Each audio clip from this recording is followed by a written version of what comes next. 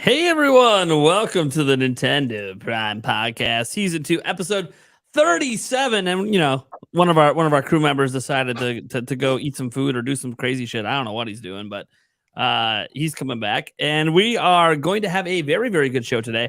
We have a number of topics today. Obviously, we will briefly talk about the Nintendo Direct that was announced today. For those listening to the audio version, guess what? The Direct has probably already happened. So that's why the title of this is actually not primary topic. It's going to be Nintendo Switch 2, because we technically did predictions in our last episode of the podcast. If you're looking for podcast predictions, or you wanted to see if the predictions that we made were correct, obviously you can go listen to the former one, cross-check it with the Nintendo Direct and stuff like that. For those watching live, obviously I wanted to make sure we still had a conversation about the Nintendo Direct, because there's some potential leaks over the weekends and stuff like that we can go over. So, but don't expect us to talk a lot about it. We got some stuff to talk about with Nintendo Switch 2 that's kind of interesting, including potentially an early release next year.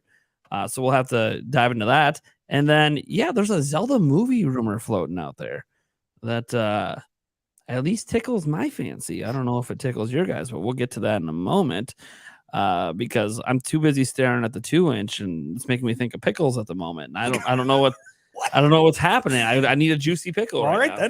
Then. Dude, get pickles that a are lot. the best, dude. Pickles are the best. Dude, I like spicy ones, especially. Those are. Remember Zingers? Whatever happened to those, man? They still make them. Get They're them at the gas not station. around here anymore. Anytime I have too many beers, I get them. You know what? It festival. I bet you they'll have it when it comes in. If anybody has it, be Woodman's. Yeah, probably. No, Woodman's doesn't have them, sadly. Well, you know what? You guys don't want to hear me talk about spicy pickles this whole time. Let's start every podcast. You're talking about the pickles? Zingers. They're like the Hostess, they're like chocolate. Yeah, I'm talking pickles. Yeah, I realized that after. I thought you just went a 180 from pickles to like Twinkies. I was like, that's what random snacks. All right, well, let's go reset here.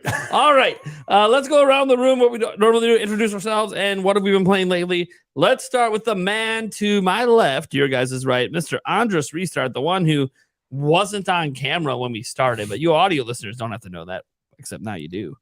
How's it going, man? Oh, I'm good. I'm just playing around with these lights.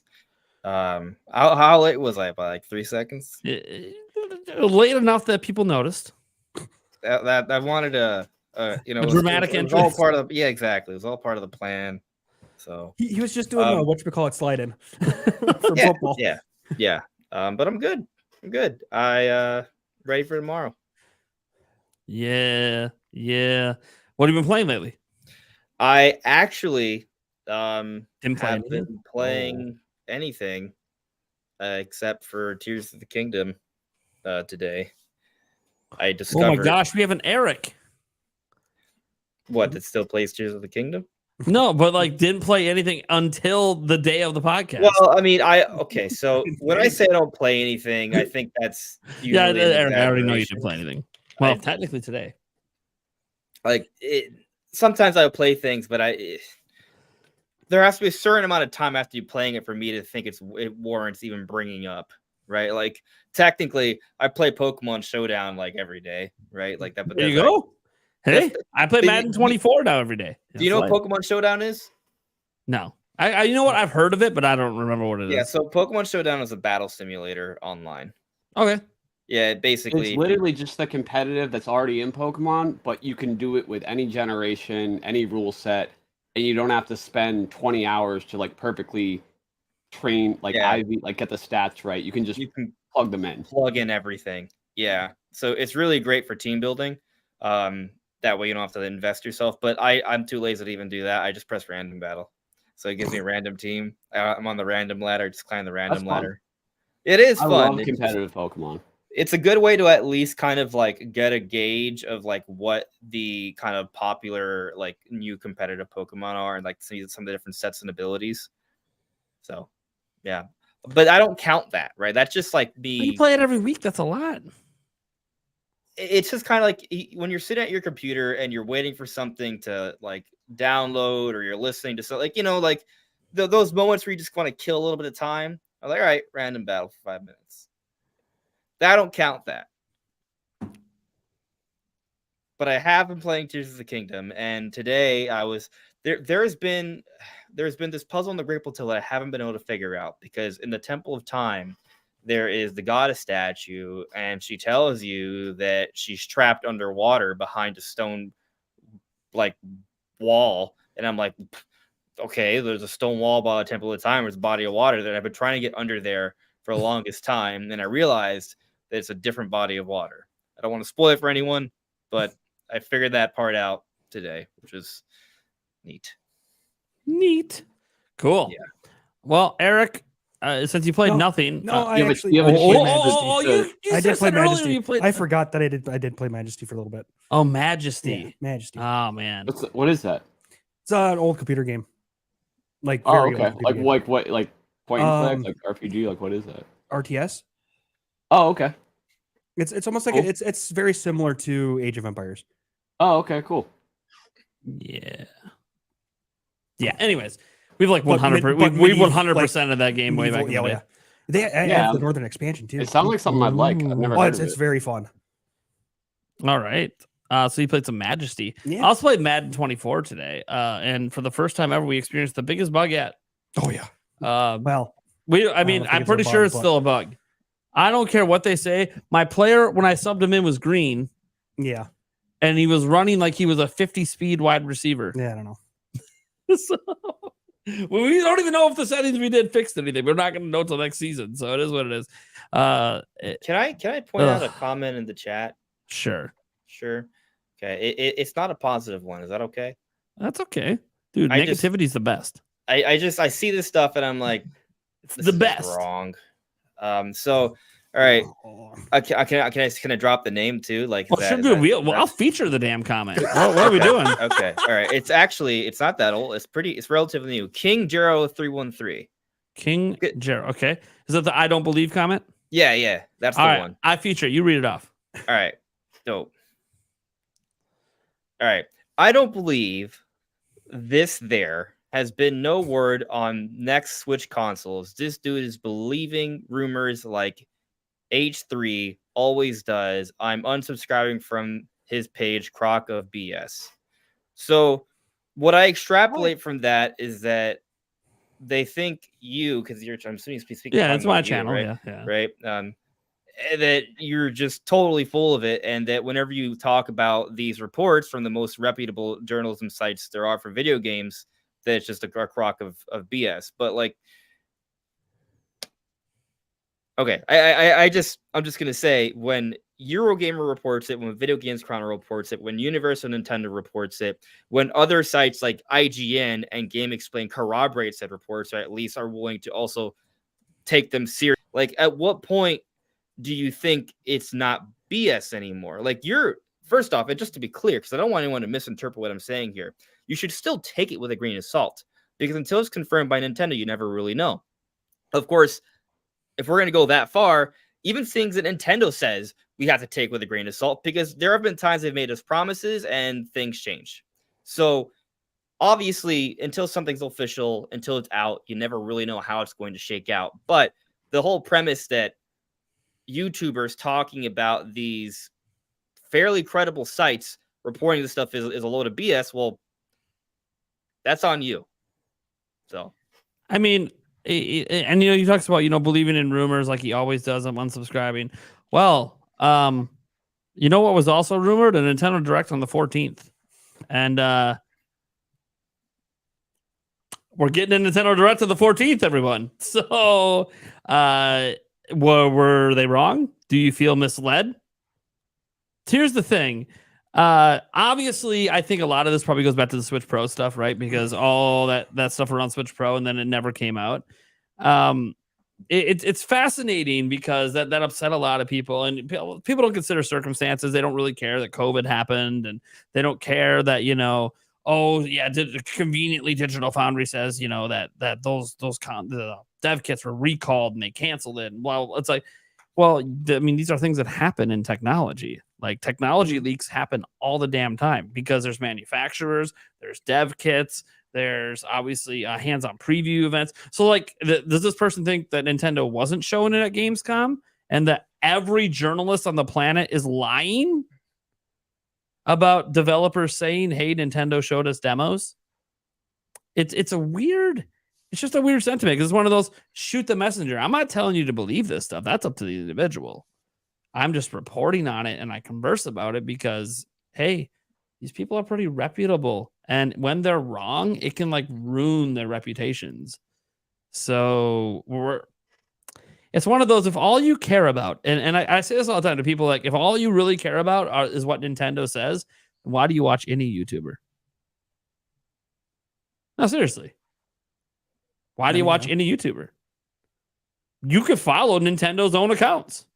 Go follow Nintendo's Twitter accounts. Go follow all their social media accounts. Go follow their YouTube. If you just want nothing but what Nintendo says, that exists. So, bye. Anyways, dude, it's been really bad too. You know how much flack after the Direct wasn't announced on Tuesday for Wednesday, and people just came, it's not happening, it's not, you're full of shit, blah, blah, blah, blah. I'm like, well, I mean, we didn't know that it was going to happen on Wednesday, by the way. There was nobody saying it was happening Wednesday. We thought it might happen Wednesday. Just seemed like a safe assumption. Yeah, because they've done a lot of Directs on Wednesdays, but it was like, there was no guarantee it was going to happen on Wednesday. The only thing stated was Necro Felipe last week said there was going to be a Direct this week. And there is the Pioro liking the number 13 thing. But so what's interesting about that? Are we jumping into leaks already? Or we're holding? No, we could talk about this quick. It just came up. What's interesting about the Pioro thing, right? It says while Pioro has a crystal clear track record, maybe the best track record of any leaker of all time, when you start looking at the likes of what they're doing, it's kind of it feels like a slippery slope because liking something isn't you saying that it's happening necessarily. The problem is he leaked the entire last Direct through likes. He set the expectation. And to be fair, the real statement is him liking the number 13 never meant the Direct was on the 13th. It could have just been the Direct announcement, which technically did happen on the 13th. The thing is context. We don't know the context behind the like. A lot of interpretation. It's we don't know the context behind the likes. So are we getting into leaks yet, or should I hold off? No, we'll hold off because that's our second topic today. All right, I'll circle back. Actually, it'll be in the first topic, I guess. It's semi-relevant. But yeah, we got to go back around. Like you have Dragon say you reported the 13th like it was a fact. No, I talked about it possibly happening on the 13th. I never reported the 13th was a fact. That never happened. But you're also the same person that hates my titles. Do you think Nate is full of it? Yeah, I'm full of shit. Jake's not going to respond. He's going to be like, "Remember Ocarina of Time?" You were asking me. You were talking. Oh yeah, I was asking what you think. What you think of Nate? Of Nate the hate? No. No, obviously I don't think that. He's like, I'm just zoning out. I'm enjoying the roasting happening right now. Or it's like, you know what? I'm gonna say silent and let these guys bury themselves. No, because I know that. I thought your silence was your one response. of the people that you credited for knowing about the Direct was Nate the Hate. So when you said Nate instead of Prime, that's where my mind went. Yeah, no, I got. All right, so I gotta call me Prime on my own podcast. Got it. I mean, it does say Nintendo Prime. It doesn't say Nate. So, Mr. Prime. Yes. Well, it was just what you were talking about, man. I was following the context of the conversation. I apologize. It can get confusing. I'll just refer to Nate as Mr. Prime. That's all right. Mr. Prime was my father. Mr. Prime. Anyways, I'm in my prime. That's the way I like to think about it. Here's the thing. Just to sort of set this aside and get back to obviously going around what have we been playing lately because Jake hasn't gone yet and I haven't gone yet. I think there is a common misconception when people watch videos that have rumor reports in it that are all sourced. That they look at the titles, they make assumptions, and then they don't gain all the context. And then because I will or other content creators will entertain the idea of it as it's a fact. When every single time I say grain of salt, it's a rumor, or I call it a leak, call it whichever way you want. I've already stated several times publicly. Unfortunately, on YouTube, those terms keep getting interchanged when they shouldn't be. So anytime you see the word leak, anytime you see the word rumor, you check the sources, you check the facts. You don't believe it. If you believe what is being stated, that's because you decided to not put in the extra work to click on the description and check the source, even though the source is stated and shown on screen. Like, oh, it's Nate the Hate. Oh, it's I don't know why that popped back up. Oh, it's it's coming from PRO, some person on Twitter. Who is that? Hey, you don't gotta believe them. Like it's clearly just rumors, and they might be credible, and we might say why these people might be credible. That's not saying it's a fact. A fact is a video I put out today. Nintendo Direct announced for tomorrow. That's a fact. That's a crock of BS. Damn rumors. Yeah, damn rumors. I'm unsubscribing. Yesterday, Nintendo Direct on Thursday? Question mark in the title. That is stating this is not a fact. It is a rumor. But people just you don't like the game. Don't hate the player. Hate the game. I don't know, Andres. I kind of changed my mind. I think Nate is full of shit. That's all right. Likely. Dude, you don't even want to know. You cut me. It's not blood that comes out. Wow, that's disgusting. I did want to kind of like talk about something else that's kind of interesting to me that I think is like semi-related to this. Oftentimes we get like articles, right? And then they say, oh, this is coming from said and said person. Very credible. Okay. But what gets tricky is that like we remember that they're credible because they've gotten some things right. But how often do we cross-reference and like actually track down the history of these people? Like, I feel like most of the time when I read an article, it's like, hey, like, so for example, we're going to talk about the Zelda live action. Yeah. Like the articles will say, hey, this person has a good track record, but they don't show the track record. I just have to take their word for it. Dude, if you follow our comicbook.com, everyone who ever says anything has a good track record. Yeah. So that gets kind of tough, right? Yeah. They say I have a good track record, so I think they might be right. If someone is noted as credible on comicbook.com, they are. Yeah, legit. Dude, I mean, come on. Every word that comes out of Zippo's mouth is a big headline for them. It's 100% credible. Yeah, I will say this. I do tend to take more seriously people where there's a face to it, right? Like, because someone that's just behind something like that has something on the line. Yeah. Like, so, for example, like Papa Gino's the other day said something about Smash Bros. I'm more likely to trust Papa Gino's than I am Zippo. Why? Because we can interact with Papa Gino's, right? Like, we know this person, like you get a sense of what their personality is, right? We have no idea who Zippo is. At least I don't, right? I feel or PRO.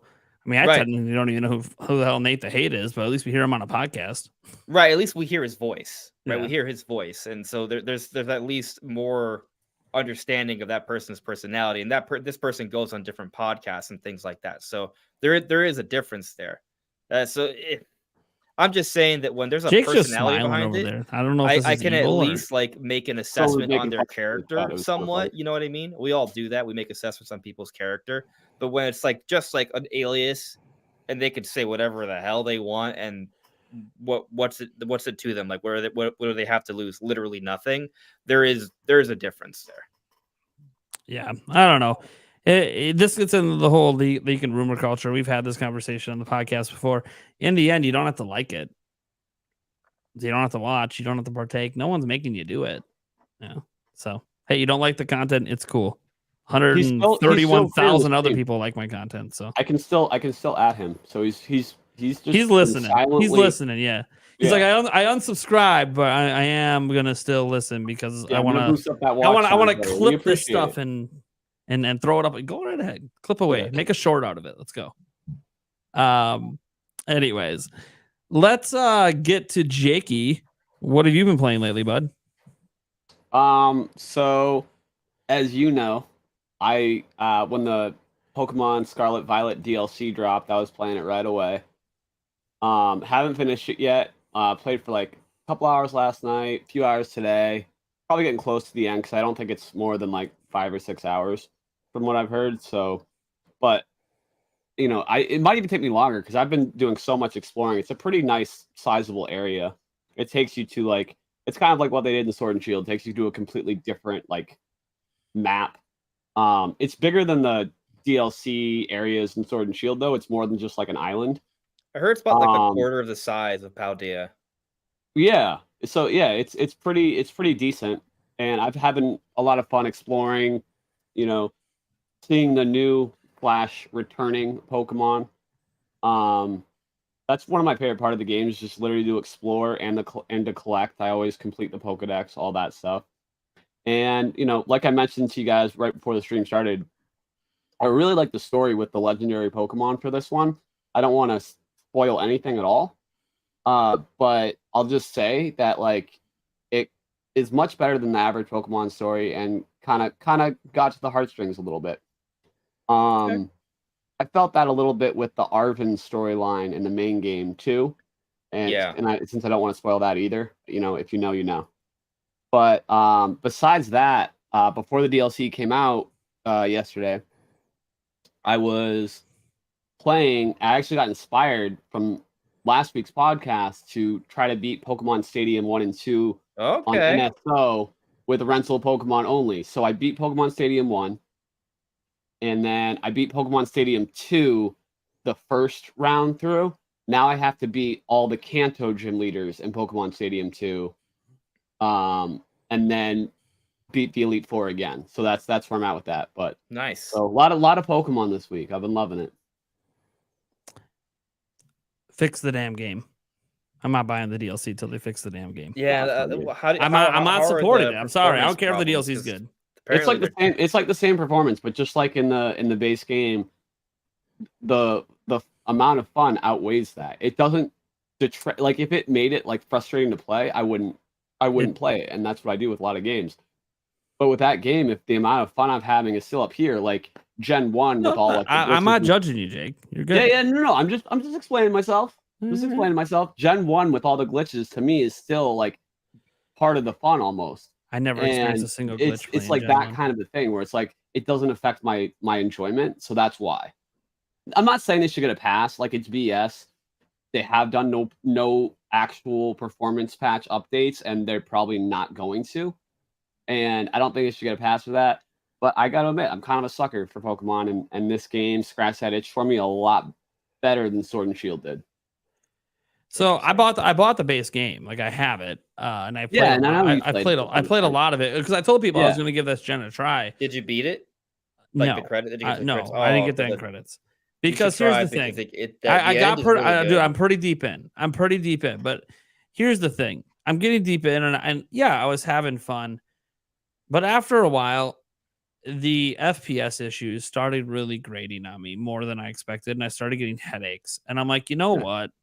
Why? Look, it's still fun, but like, I shouldn't have to put up with this with a AAA, you know, what's supposed to be a AAA IP. Like, it's just, this is unacceptable. So like, I'm like, you know what? I'm like not beating it on principle. It's like on principle, I won't beat the game. What I don't respect is, you know, people that rhyme with, you know, car GT, Datey 5. That don't even play the game and have criticisms like 10 times harsher than what yours just was. If you gave it a try and you have legitimate reasons, how could anyone bash you for that? You know, even if I'm a super fan, like that's valid. But like when people don't even play remind myself, if he comes on to bring Pokemon up, I want to see the fireworks. You will, don't worry. It's gonna be great. No, I'm just gonna sit back and let you guys go. I love Sean. He's funny, but he is funny. So sometimes with his takes, man, I'm just like, come on. But yeah, no, I won't buy the DLC on principle. They're not getting any more money out of me until they fix the game. And since they're not fixing the game, then look, you might get me to try the next Legends game because the last one was good.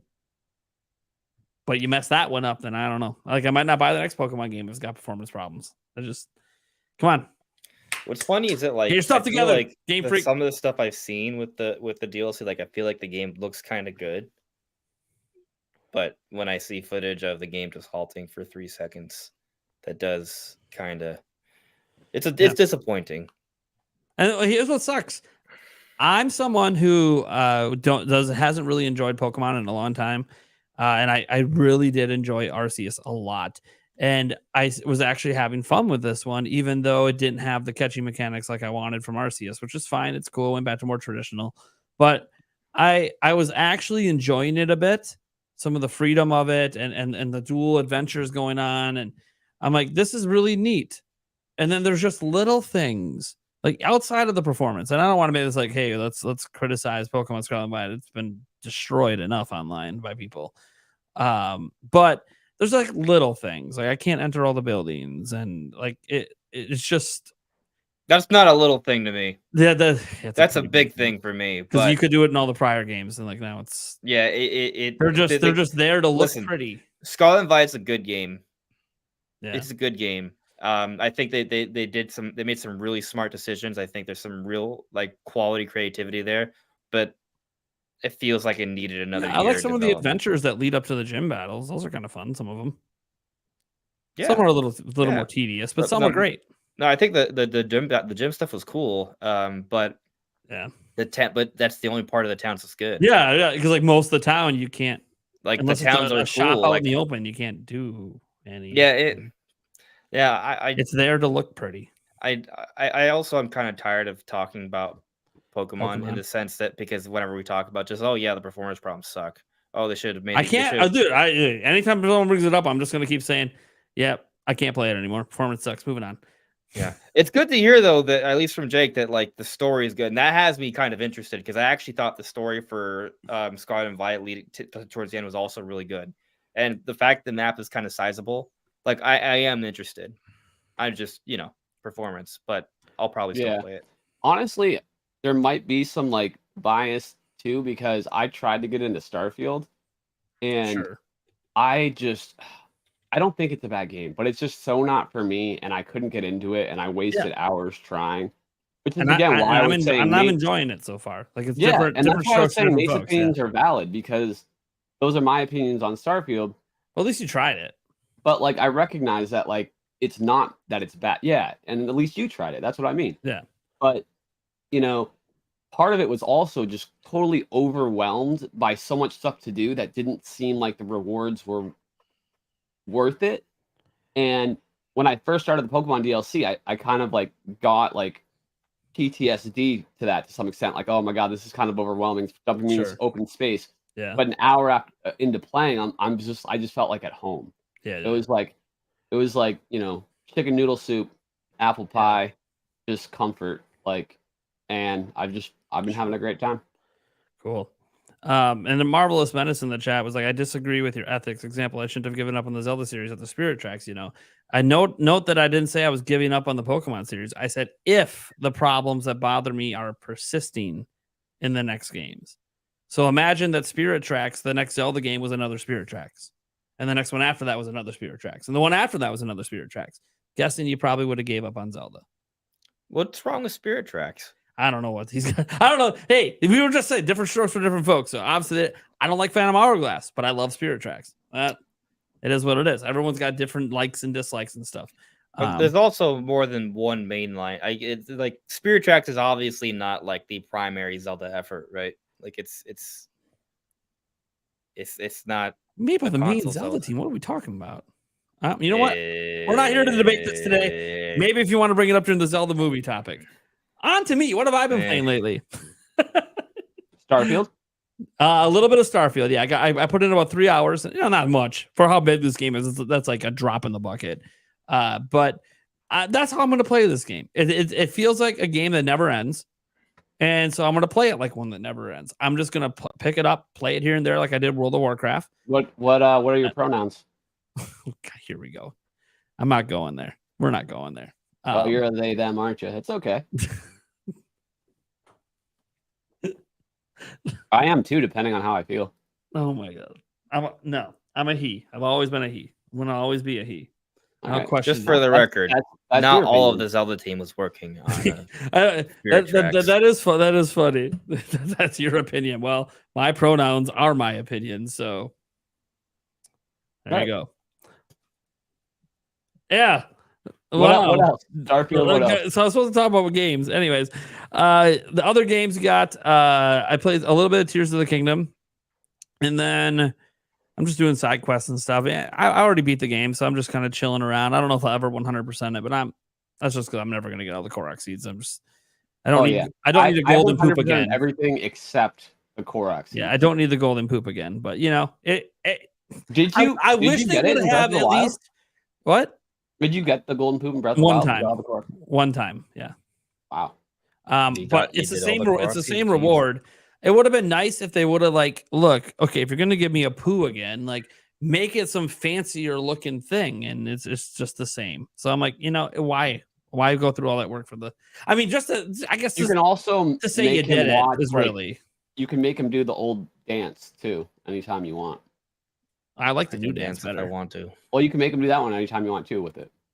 Anyways, so what else did I play? And then Madden 24, which honestly I've had. It's been a relatively bug-free experience until today. Today, Eric and I were playing in the Super Bowl, and it literally subbed out all of our starters. And then when we would manually try to sub them back in, go into the formations and sub them back in, they would have no stamina. Wait, speaking of Madden, so this is a game. I gotta do a moment of silence for your guy, and I gotta ask my guy. Jordan loves my guy. Is it karma for what? For Aaron Rodgers ending his career 4 plays in? I don't think his career is over. I think he's gonna come back next year. But you think he's gonna come back next year? Stick it to the Packers. Yeah, let's put it this way: if Zach Wilson looks like he did last game, every game, and that's what he's looked like every game he's played in the NFL, then yeah, he's gonna come back because they don't have. They can't even trade the first round pick to go get a quarterback. If Zach Wilson continues to play better than Joe Burrow, Josh Allen, he didn't play. Pat Mahomes. Okay, he played better than Josh Allen because Josh Allen threw 3 interceptions, but he threw 140 yards. Josh Allen has the most interceptions in the NFL the last 4 years. Yes, I understand what you're saying. Zach Wilson only threw the ball 21 times. He had 140 yards. Remember, he was in the game basically the entire time but one drive. And even then, he subbed in on that drive. And on top of that, he threw an interception and a touchdown. That's not going to win you playoff games. Josh Allen doesn't go anywhere in the playoffs, so I don't know why we're even bringing him up. But Josh Allen lost to that performance. He lost to that defense. Yeah, the Jets defense. There you go. The Jets defense is insane. Hey, I'm just being a contrarian. I know you are. Usually I'm the contrarian, so it's weird to have another one on the show. Conspiracy theory. Anyways, no, I don't care that Aaron Rodgers. Yo, Mexico and them aliens though. Here we go. Sorry. I heard conspiracy and my brain was just like, hey. The only thing about the Aaron Rodgers thing is I feel bad for the NFL because it was a cool story for a lot of fans. I feel bad for Jets fans because last time they felt like they had a chance was Vinny Testaverde, and he had the same thing happen. He blew out his Achilles. So I feel so bad for them, but I also don't because I truly do think he's going to come back next year. So they're still going to get at least 1 year of him, maybe 2 if he ends out year healthy, but we'll see. That's on them to sort out on their end. On my end, dude, I'm a Packer fan, baby. Jordan Love looked phenomenal. It's the Bears. He overthrew a few things, and I can't get too excited because the Bears suck. To be clear, the Bears are horrendous. I wouldn't be surprised if they go 0-16. They don't have a quarterback. They don't have a quarterback. That's right. We're 17 now. It's even worse. They'd be the first 0-17 team. Because it wasn't in Detroit 0-16, and there's no one. Genuine question: what year did the Packers remove fudge from the beginning of their name, or is that just always implied? Well, I mean, they used to be called the Acme Packing Company. Yeah, way back in the day. That's where they were. Way back in the day. That's where they came from. Yeah. Yeah. I know what you're doing. Yeah, the Browns. Okay. You weren't too quick on that one. I'll leave you alone. It's okay. Anyways, did I play anything else? I think that's all. That's all I've really played. Obviously, the NFL stuff came out because I was talking about Madden. So, all right, let's get into our first topic. It took us a while to get there because we got sidetracked, but that's all right. Nintendo Direct. So, look, for our audio listeners, by the time you listen to it, it's already happened. So, whatever. We don't know what's going to be in it. Maybe some leaked stuff's in it. Maybe not. We don't know. But it was announced for the 14th at 9 a.m. my time, anyways. So, what do we think? We have those leaks. I mean, we probably should bring those up. Happening. I think that's a rumor. That's a rumor. Yeah. Fake rumor. Yeah, Jeff Grubb. Nathan. I can't believe the official Nintendo Twitter account is spreading these rumors. You know what was hilarious about it when I mentioned that on Twitter I mentioned all these people that said the 14th, And they're just like, why are you believing fake leakers? Fake. And then every single one of those comments after it was announced, they all deleted. Like everyone deleted. They like, what is it about? Here's what I'm saying. It's fine to be critical and come at me, even though I'm just sharing stuff that other people are sharing, or come at those people. But when they're proven correct, why do you hide from your fuck up? Like, I make mistakes. I comp to them all the time. Hello, didn't know the ending to Ocarina of Time, like a dumbass. But are you talking about that argument we had? Yeah. Why do you hide? Why do you hide? I don't get it. So here we have this guy named Pioro leaking stuff over the weekend. Supposedly, he leaked a bunch of stuff for the last direct. Is that how you pronounce it, or is it like Pioro? Like, I don't know. I've seen some people say Pioro. My first instinct was Pioro. Pioro. Yeah. I don't know. Look, it's a username online. He's the only one that really knows how it's supposed to be said. Anyways, the red penguin. That's the red bird. That's what he uses for his profile picture. And that the last Nintendo Direct didn't really pay him much attention because I didn't really know anything about him. And then everything he said, all the tweets he liked, all the little cryptic hints he put out, all of it happened. So that's why people are super excited about him for this Direct, because he's doing the same thing again. He's liking tweets. He's putting out cryptic messages, and then sometimes not so cryptic ones, because he decided to, if he's right, and we'll get to the things he said, but if he's right, I love what he did, because last Friday, all he did was basically tease a Donkey Kong and an F-Zero game. He teased. He didn't say what it was. He just teased that a DK and F-Zero game were going to be in this Direct. And he left it at that. And then people like New Marco Maro, this new guy, Jonathan Bark, that I don't know why anyone believes anything this guy says. He's clearly making everything up. You absolute joke, Jonathan. Yeah, total joke. You go bark up the wrong tree, buddy. Anyways, the next day he clarifies by basically stating that that through tweets that he liked that it's an F-Zero 99, because he mentioned that Pac-Man 99 is leaving in October. That's quite interesting. And then people responded saying, "Oh, F-Zero 99," and then he liked like a bunch, like 8 of them. 8 people that said it. He liked that. Dude, and what's then crazy about that is I didn't realize they had made 98 of them already. Yeah, right. Yep. Right. Yeah, and then the other thing was out in Vietnam. So that's why finally it's going to be localized here. So he responded to his Donkey Kong leak, and he just said, you know, hey, who's in the scene right after this happens? And then he posted a screenshot of the scene from the movie with Donkey Kong and Mario fighting each other.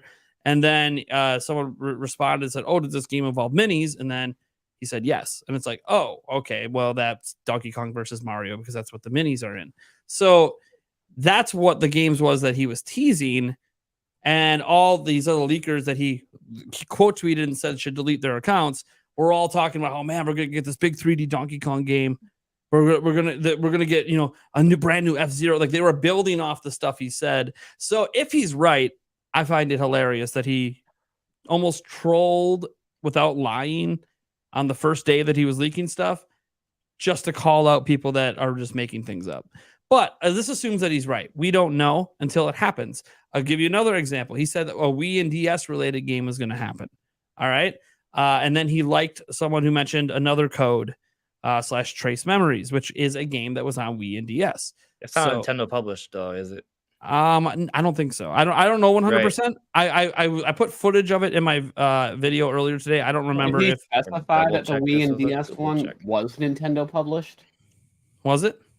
Did he specify that when? No, he didn't specify. No, that. he didn't. No. So it doesn't matter if it's Nintendo. Yeah, it doesn't matter right? technically for his purposes.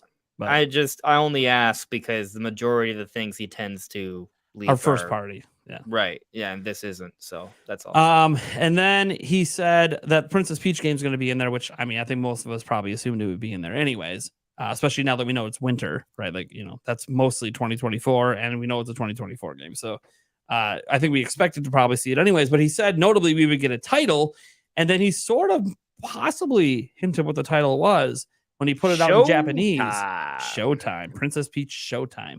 And if that's what it's called, I mean, he nailed it. It makes sense because it's on a stage. It's on a stage, yeah. Yeah, so we'll have to wait and see. Again, we're going to know all of this by the time most of you audio listeners listen to the show. You'll already know if any of this stuff is true, and it might all sound insane. But again, the reason we pay attention is because he got so much right at the last one. The big thing, obviously, that people question is he liked that thing a few weeks ago that said, what do you think about the number 13? And he liked it, and then the direct didn't happen on the 13th. The announcement happened on the 13th. But I always say, here's the funny thing about all of his tweets. We don't have the full context. It's just speculation. Right. So what's interesting is technically, if we get a brand new mainline Donkey Kong and Mario vs. Donkey Kong in the direct, he wasn't wrong. He wouldn't be wrong. He would have technically teased both. And if we get FZero GX remastered and FZero 99, he wouldn't be wrong. And I'll sound FZero 99 thing. I'll say this. This is kind of something I kind of personally came to the conclusion of, because I enjoyed the roller coaster of emotions over the weekend. But the initial tease is that FZero fans are going to be happy with this direct. Yeah. Right. So either A, it's the whole leak is wrong, or B, the FZero 99 thing is really, really sick, or C, he's out of touch. I bet you the FZero 99 thing is going to be sick if it is true, because there's a certain mechanic in one of the FZero games that makes so much sense. The death wheel. That would work so good. Yeah, the death race. That would work so good in a 99 game. It's for those that know Death Race. It's 30 racers, and you go on one continuous lap, and you just slowly annihilate everyone until there's one remaining. So that would be cool. That would be perfect for a 99 game. It would be great for a 99 game, but if that's the only F-Zero thing, I would be disappointed. Could that not be something they're using to test the waters to see how many players people play absolutely love it and get excited? That's a way to build up the name again before. That's a smart thing to do before releasing a main game. It's a less risky thing to do, I think, would be the way to put it, because they'll just add it for free on NSO, so it won't be trying to make money necessarily. Well, not only is it less risky, it's a smart way to build up name recognition with younger gamers before. Oh, yeah, I suppose they don't know who F-Zero is outside of Smash Bros. Yeah. Yeah, but that's or maybe they know who Captain Falcon is, but they don't know what the gameplay is. Right. Yeah. Oh, a Falcon Punch. I'm like, well, you could play the game. It's not really what it's about. It's not really about Falcon punching people. But I had when I was in New York, I went to a video game bar and they had Falcon Punch on the menu. Nice. Yeah. Okay. Anyways, if it's anything like the bars you took me to, I'll pass. That was Murphy's Law, where anything that can go wrong will go wrong. That's called Murphy's Law. Yeah. Well, this is also when I found out that all the bars in Boston shut down at midnight, and I'm like, "What are you?" They're open till 2. Yeah, not the good ones. The dive bars aren't open till 2. Yeah, that's what you guys told me. I don't know for sure, because I only went where you brought me, and I'm a little scared to go back. Just a little. I want to go back to F-Zero. Yeah, and if that's a dive bar, then you would think every bar in Wisconsin. I don't know if you guys saw the bar fight outside, the wedding party in Newport, Rhode Island. I was there, actually. I started it. Wait, what? I was there. I was there. Oh, I didn't. And the video that's on TMZ and going around Twitter right now, one of my friends, so not one of my close friends, I was there with a group of 20 plus, and I was way ahead of the group when the fight took place, so I didn't even see it in person. I just saw the cops running by me and yelling. That's crazy. But yeah, that was crazy. I mean, we might as well just start about aliens at this point. We're not even talking about video games. I'm trying to talk about F-Zero. I know. Sorry. It's all right. You want to talk about aliens? I'm down with the aliens. I've seen a whole bunch of stuff on Twitter. I don't really know how. I don't really know what to think about any of it, to be honest. I mean, I'm kind of confused that the Mexican government's talking about these ancient mummy aliens from Peru, but it's interesting. I mean, it's interesting, especially if they're real. I don't know, but how it's interesting. It's interesting when you also account for what happened a month ago. Yeah, I know, right, yeah. And then. If anything else is going to start surfacing. Anyways. Yeah. I mean, UFO sightings have been on public news for the last few years already. So it's not. Anyway, this is not a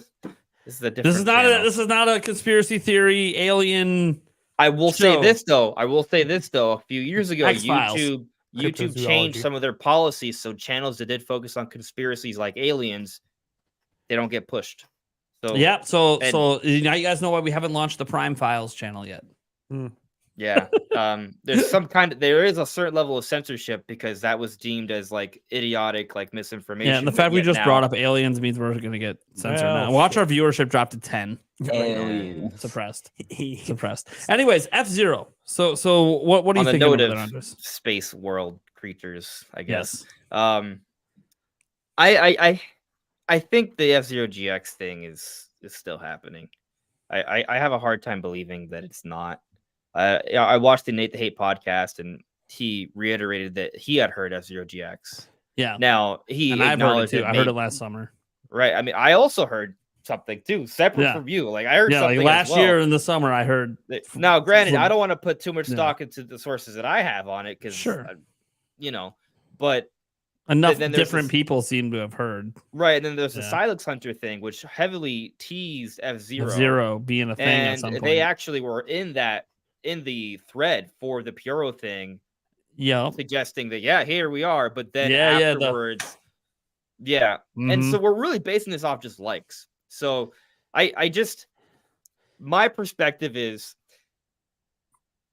if it's really FZero. Well, he said FZero, so like FZero in general was brought up.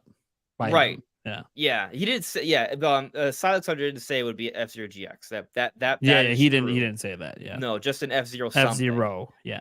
I guess my main point is that I have a hard time believing that like a FZero 99, which is just one lap, there's no Grand Prix. There's a very basic thing with Super Nintendo visuals that most people may only play for a few minutes and never touch again. Like I understand the concept and I think it could be really cool, but it's also FZero's like really niche, right? Like FZero's not Mario, FZero's not even Donkey Kong or Pac-Man.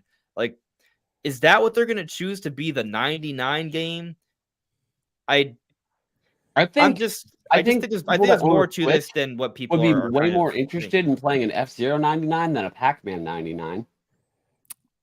We, the core gamer, but anyone that owns a Switch. Pac-Man's not that big of a deal anymore. Exactly, that's what I'm saying. People know what it is. People know what it is. Is my point. Like, my kids don't know what Pac-Man is. Yeah, you should take them to history class or something. Well, that's your opinion. I know. Pac-Man is clearly more important to history than F-Zero is. Like, right, but people aren't playing games because they're more. It's not like I'm playing like Teddy Roosevelt adventure on my Switch. Like it's more important to history, but like Pong is more important to history, but kids today don't know what Pong is anymore. That's what I'm saying. But do you think an F-Zero downloads, installs, and people playing FZero 99 would be way more hype than Pac-Man 99? All right, well, let me ask you. Well, let's kind of envision this 99 thing, right? Like, what do you envision the F-Zero 99 actually is, right? Because I think what Nate said and what you were talking about is probably spot on, and they might add some more. I mean, it's going to be not 30 racers; it's going to be 99, and they might add some more stuff to it.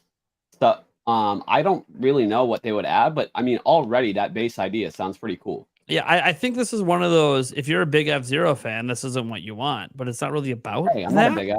It's about making more people aware that F-Zero isn't just a Captain Falcon guy in Smash. What kind of graphics does it have? All the 99 probably games are just like 16-bit style. It's probably SNES. Right. I mean, also 99 vehicles there's not even 99. There's not to be 99 different vehicles. Oh, dude, Mario 35, we were all Mario. What are we talking about? Yeah, and you know what? That makes me feel like maybe it could be like it's probably your one color and everyone else is a different color on your screen. And there's only one stage.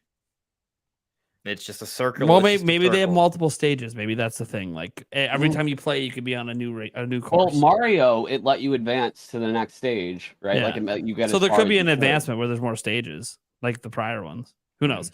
Here's the thing: it's not really the 99 games aren't really meant to be this big deal. They're just meant to be a taste. They're meant to be a taste. Yeah. And Nintendo even said with Mario 35, they wanted Mario 35 to sell more Mario copies. So the question is, could they announce an FZero GX remaster and 99, did the FZero remasters for next year? And until then, you can play this and this is what leads into launching that. I'm okay with that. Obviously, I think anyone would be okay with that because that means you're getting normal F-Zero. So I've noticed a lot of people's predictions. They've been kind of predicting that FZero GX would be like the Shadow Drop GameCube remaster, but I've been on a different kind of train for the last few months because I also heard the next level thing, right? Like outside of when you reported on that. Yeah, outside of the public report. So I mean, I don't have enough reason to believe it 100% full-heartedly, but if it's next level games, that implies it's not just a basic GameCube upscale. It actually there's work being done on it, right? Well, do you think they're gonna workshop that name a little bit? Because it's kind of funny that you're taking a game where like half the title is Zero. They're just gonna call it FZero GX 99 to it.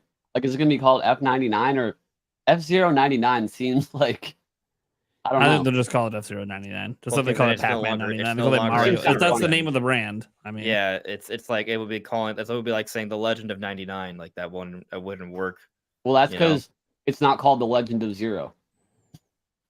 I get what you're saying, but also it wouldn't be F-Zero. And zero is spelt out, and 99 wouldn't be. Yeah, I think that's fair. Yeah, that clears that up. Yeah. Anyway, with FZero GX remaster, like I don't think it would be if assuming the next level rumor is true, which again is an assumption that we do not know, but if that is true, to me that screams not a shadow drop. That screams an announcement with a few months of hype leading up into it. Like I do expect it to be coming out next year. So if that's what it is, like if 99 is like a shadow drop or something, I'm for that. I'm okay with both. I'll be disappointed if we don't get the GX remaster though. That's just me. Yeah. Got any thoughts, Eric? No, I got one question. You want it? That's it. Yeah. I got a question. I got a question for everyone. Go around in a circle. What do you think the best 99 game could be if you could pick any? It's Mario 35, and they took it away from us. That hasn't been done. I actually do. So while I've been kind of like speaking ill of it, I do believe F-Zero 99 makes the most sense. And the way I actually envision it, it's not just Death Race. Because if you're going to do F-Zero 99, it would actually have to be a race with maybe Death Race elements. So maybe as you progress, certain people are eliminated. Kind of like Fortnite, how like it's a battle royale, right? That's kind of like the idea of the 99 games anyway. And as the match progresses, the stage gets smaller and smaller. So if you're lagging behind, the track will just like break away and you fall and die, right? But like Death Race, you can just straight up be murdered and you fall off the stage and die anyway. But the idea is to kind of stay relevant in the race, keep going. And it's like every, maybe 30 seconds, 60 seconds, 10 people drop out or more. I got a different one. Until the very last stretch, and then it's like a race to the finish. And I got a different one. Okay. Battletoads 99. So Battletoads is already notoriously difficult. So what you would do is the vehicle levels. That's what makes it. But even the vehicle levels, that could be part of it. That could be an advancement stage. Oh, God, yeah. So like you would start out maybe just playing like the first level of Battletoads or whatever, and obviously if you die, you're done. If you die, you're out. Like it is what it is. But as people get down, let's say that like you start with 99. When you get to 50, all of a sudden it all changes, and now you're in a race level. Then you get down to like 10. All of a sudden you're in 10, and now you're on the going down the chasm levels. And it's literally just if you die, you're out. It is what it is. Last man standing. Yeah, it's not bad. Yeah, I mean they could find other ways to advance it, and maybe there's other stages you can unlock as you level up and stuff. But yeah, it would be. I think hey, Battletoads is awesome. I know a lot of people like hate it because of how difficult it is, but dude, a lot of games back then were difficult. You get good at Battletoads, it's great. Now the racing levels are they're rough, but they're real. But when you get through it, you definitely feel like you accomplish it, and you never want to do it again. So I don't know. That's just one. Eric, you got an idea for a 99 game? Conker's bad for an 899. What do you do? How's it work? Teddy bears and the weasels. Oh, and the multiplayer version? Oh, yeah. 99 teddy bears? Teddy bears or weasels running around just trying to murder each other. Yes. Peeing on each other, too. Oh, yeah. Oh, God. Oh, yeah. Here we go. Battle Royale, basically. Yep. That's awesome. Yeah, there's some good ideas out in the live chat too in our live version. Double Dragon Contra 99 sounds good. Contra sounds good. Yeah. Somebody said excited. I know it's not a Nintendo game, but I think a Warriors 99 game would work well. Sure. Because every time you defeat a certain number of enemies, you could dump enemies in someone else's battle or skirmish. You know what I mean? Yeah. So it wouldn't be directly head to head. It'd be more like Tetris 99. Okay, I just thought of one. That's a good idea, though. Okay. Pikmin 99. Mm. You play as the Pikmin. You're a single Pikmin. And Olimar, and you're not being controlled by Olimar, you're being controlled by Louis. And Louis is tell me more. I'm intrigued, but yeah, like what am I doing if I'm controlled? I'm confused. Yeah.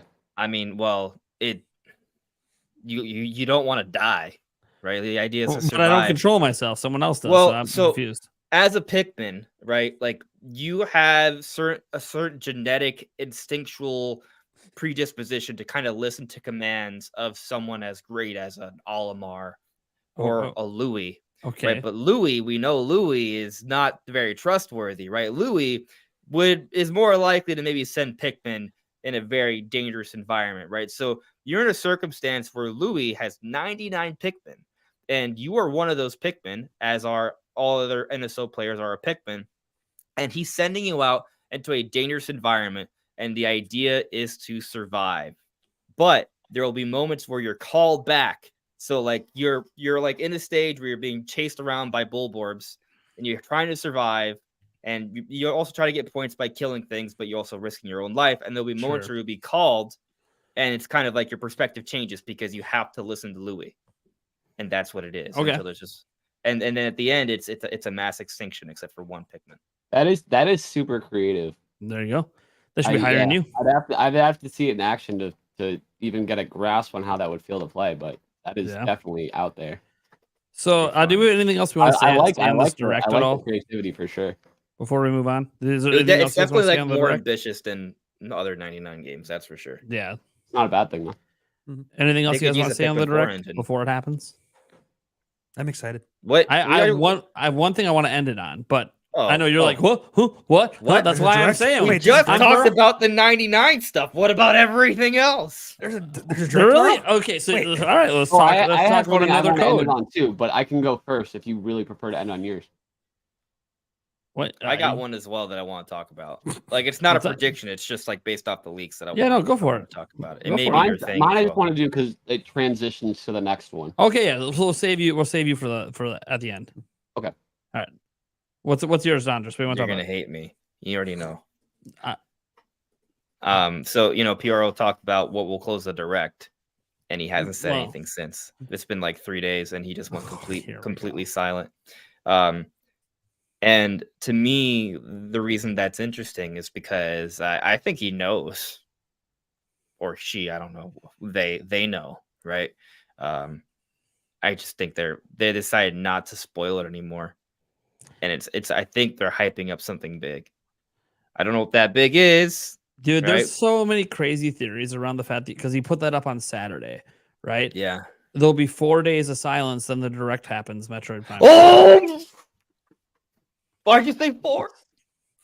Because Sunday, Monday, Tuesday, Wednesday, and then the direct hits. Metroid Prime 4. Dude. Oh man, Terry Fowler, Guitar Hero 99 would be so sick. Oh, that's I'm just saying that like that's the speculations that people have right now is that you know what else is 4 days of silence. You know what else is silent? Space. You know what happens in space? Metroid. What's a game with a 4 in it that's technically already announced that they haven't shown? Anyways, it is the last big Nintendo Switch game that we don't know about, and I think this kind of translates into the next topic, but no, like. Okay, because Jake doesn't. And I have one thing I want us to do quickly too before we get to sure when it's my turn. But anyway, my point is that like there is a conversation to be had. I think that's why I made a video on it today. That this may be the last big general Nintendo Direct that's just about Switch. Sure. So with that said, this Direct could be like the Direct that kind of gets out all the remaining announcements before Nintendo has their Switch 2 presentation. I'm assuming early next year. So Prime 4, a lot of people seem to think it's definitely a 2024 title. It just really comes down to when in 2024 it's coming out.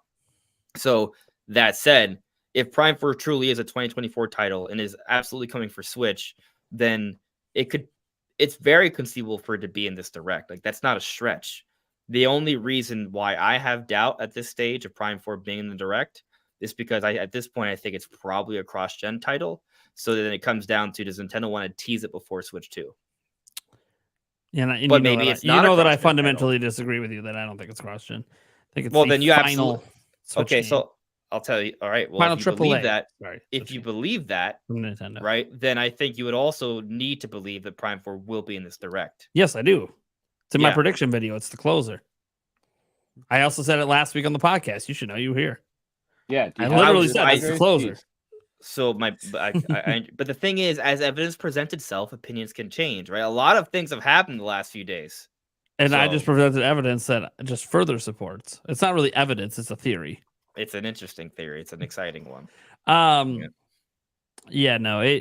So the big thing that I want to do before we transition, and what Jake wants to talk about here with the direct, we can use the transition. I want to do it before and after because next week, we'll obviously be talking about the future of Switch and how the games are lining up and everything because we'll have the direct behind us. But we can also revisit grading the direct. So I want us to predict how we personally, on a school-based grading scale, FDCBA, what we think we are going to feel from a grade perspective about this direct before it happens, and then we'll recheck it next time we're on to see if that grade held up. But I'm going to write it down just so we know what they are because I know you probably forget. So what do you think you're going to grade this direct? A. Really? A? All right. He's going A. Jake's going A. What needs to happen for you to give it an A? Why don't you give your grade first before you steal my answers? Stop copying me. Let's give our grades first, and then we can give an explanation. Sure. Yeah, you can't copy. Yeah. Well, I guess I'm gonna be frank. If Prime 4 is not in the direct, there's no way it gets an A for me. It's not possible without Prime. Well, okay, that's not actually true. I like how he's debating his own grade out loud. Just pick a letter, man. What do you think's that? What do you think you're going to grade? Something we don't even know about? I think the direct is either going to be a C or an A. Okay, well you pick both. That's a cop out. I can't say B because averaging it doesn't make sense either because it really comes down to what the final big reveal is. So it depends on what do you think will actually be. Yeah, what do you think's going to actually happen? Obviously, that's what you grade. If something was there, we would all change our grades if we knew. If we knew, yeah. When we know, that's what it comes down to. What do you think? You know what? All right, I think I'm going to go with I'm going to steal Gaming Fire's answer in the chat. It's going to be a B+. I don't remember giving pluses as an option, but you know what? All right, fine. I'm going to go with a B, and I'll explain my answer afterwards because apparently we're not doing that yet. Eric, predict what you're going to grade this. I don't know. I have a feeling it's going to be a blowout, so A. I mean, it's only got to please you. Yeah. It don't matter what anyone else grades it.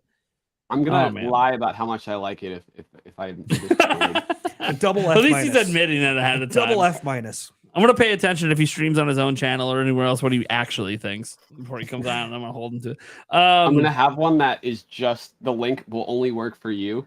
That's what I so I'm not as hypercritical of directs as a lot of people are. I don't genuinely think there's actually been a horrendous direct. What about the Farming Sim one? No, I highly enjoyed that one. Here's the thing. I consider other people's tastes other than my own when I grade directs, which is a weird way to do it because people only ever think selfishly. But I always go, dude, Fae Farm looked good. Harvestella, it looked good. These games didn't look bad. So they're not bad games. They might just not be your cup of tea, and that's totally fine. It doesn't mean example, Jake Randall's not going to go run around and tell everyone the Starfield's horrible because it's not for him. He can recognize it's a good game for some people. So he's not going to, if he was reviewing it, he's not going to be like, it's a 2. No, it might be lower than some others, but he's not going to be like, it's the worst game ever. So yeah, that's the way I am with directs. I don't ever feel like there's an F direct or a D direct. I just don't, it just doesn't happen because we get new game announcements in every direct. And obviously setting your expectations of what the direct is. What did Nintendo say this is? It's 40 minutes, so it's on a longer end, which is nice. It also is featuring games for Nintendo Switch specifically, they mentioned, for this winter, which basically runs to the beginning of 2024. So I already, based on basic expectations of what we already know is coming, like the Peach game and Luigi, I'm already excited, let alone seeing more of Mario RPG. So without even knowing what new stuff they might show, this is already at a B. So the question is, are they going to show anything that's going to push it to an A? And what would they show that could put, like, would Metroid Prime 4 push it to an A for me? I don't know, because what if Metroid Prime 4 looks like shit? Impossible. What if I don't like the direction? Well, it's possible. Yeah, it is possible, but I So, disagree. and even then, is that enough? Because I personally expect at least a couple surprises to get me. And if it's only one, and it's one that I'm already said publicly that I expect in the first place, So I think I'm going to give this direct a grade that I never thought I would give it direct. A C. Because, and now I'll give the explanation because all the grades are out. My feeling is I get overhyped for a lot of directs, and I usually don't end up too disappointed. And I've never really given a direct a C before. But my thing is, I'm starting to recognize we are at the end of the Nintendo Switch's life. And unless the Peach game looks really good, this could literally be a dud of a direct where they have nothing really much to show other than all the expected things. And the expected things are cool. But if it's just like, I like new games. So if it's just a bunch of remasters, imports, I mean, what if the only thing I'm playing out of this damn direct is the Peach game, and I already knew I was playing the Peach game heading into the direct? And Mario Wonder had a dedicated direct, so I'm not like, oh, let's see more of that. Like, yeah, that'll probably be in here, but I'm so it's sort of like, I don't think there's gonna. My prediction is there'll be nothing new. It'll be games we already know about, and then remasters and ports. And if that's the case, then the only game out of this direct that I'm playing besides Mario Wonder, which I already knew I was playing, was Peach, and I already knew that before the direct. So if I enter this direct and then I leave it and I'm not playing anything new out of it, then it's a C. I mean, fair enough. Even if I'm like, oh, it's so cool, Twilight Princess HD, blah, blah, blah. Yeah, but I'm still not gonna play it, so I don't like. I don't replay games, so like, I'm not gonna play it. It is what it is. Are you not going to replay FZero GX Remastered? No. He's trying to call Bollocks on that. No, legitimately, I'll skip it. Oh god. Nice. It's all right. Hey, you know what? Eon. For those that are on the audio version, he just literally dipped out of the podcast. Anyways, the funny thing is he could have did it without completely leaving, but maybe he won't come back. Maybe I really pissed him off. Did he? Oh, is that the only way that you can leave? Is that like legit the only way it lets you leave? Frame, bro. Anyways, We good. okay, cool. So we went around. All right, you guys want to explain your grades? For my reason and transition. Oh wait, no, Eric didn't go. No, Eric did. He said an A, and he said he's gonna be blown. But he didn't say why, right? Oh no, I don't know. It's I have a feeling it's gonna be like one of the last ones where we're like, what the hell is this direct? What the hell is this direct? Oh my god, this direct is amazing. I just have that feeling it's gonna be where it's like the first half, you're like, okay, this thing sucks. Why half is this thing even happening? Banger. Why is this happening? Yeah. Why is this happening? And in the last like 10 minutes, it's gonna be like, oh, that's why we're doing this. So I just have that feeling. And that last 10 minutes is gonna be amazing. you and B. So why? Okay. First, let me explain that the June direct I gave a C. And my reasoning for that, right? I'll explain. Because I'm excited for Mario Wonder, I'm excited for Mario RPG, but the way I assess directs is how they fill up the lineup of games that they're expected to fill up. If they give us a proper lineup, and my problem with the summer direct was, well, there was no August or September game, so there are two major games that they showed off came out in those months. Nothing that I thought was very captivating. I honestly think, I mean, it's fine, right? C is fine. C is not terrible. C is fine, right? C's get degrees. So I just thought they did the bare minimum to get through the So what holidays. months did they skip? Did you say August and September. DLC Back-to-back this month? months. In fact, they advertised the DLC as the very first thing coming in September. I don't think DLC should be I didn't. For like the biggest game released in the last year. Well, it might Are not you- be did- the biggest anymore. Did you download that DLC? No. Neither did I. Neither did Eric. Jake did. I don't even have the game. He doesn't even own the game. Oh, He was Well, supposed to because he made the promise he tried to, and then he never did. yeah. Got the DLC. I'm not calling you out. No, no, I know, I know. Listen, Make up for I'm you just guys. I'm just explaining the way I rate directs, and the way I rate directs is how they kind of fill up the lineup of games. If they give us a captivating lineup of games that's consistent throughout the period, and they skip 2 back-to-back months in terms of major releases, and I don't count DLC, or if I do, it's minor. It's like it's not a new game. So Well, I'm it's telling you, so Andres, Xenoblade 3's you're DLC gonna didn't have a count? major physical release yourself after you see tomorrow's direct. Wait, repeat. Okay, you guys said 2 different things at the same time. I'm gonna need you to repeat each. It's separate moments. I said that after you see tomorrow's direct, you're gonna have your own major physical release. Okay.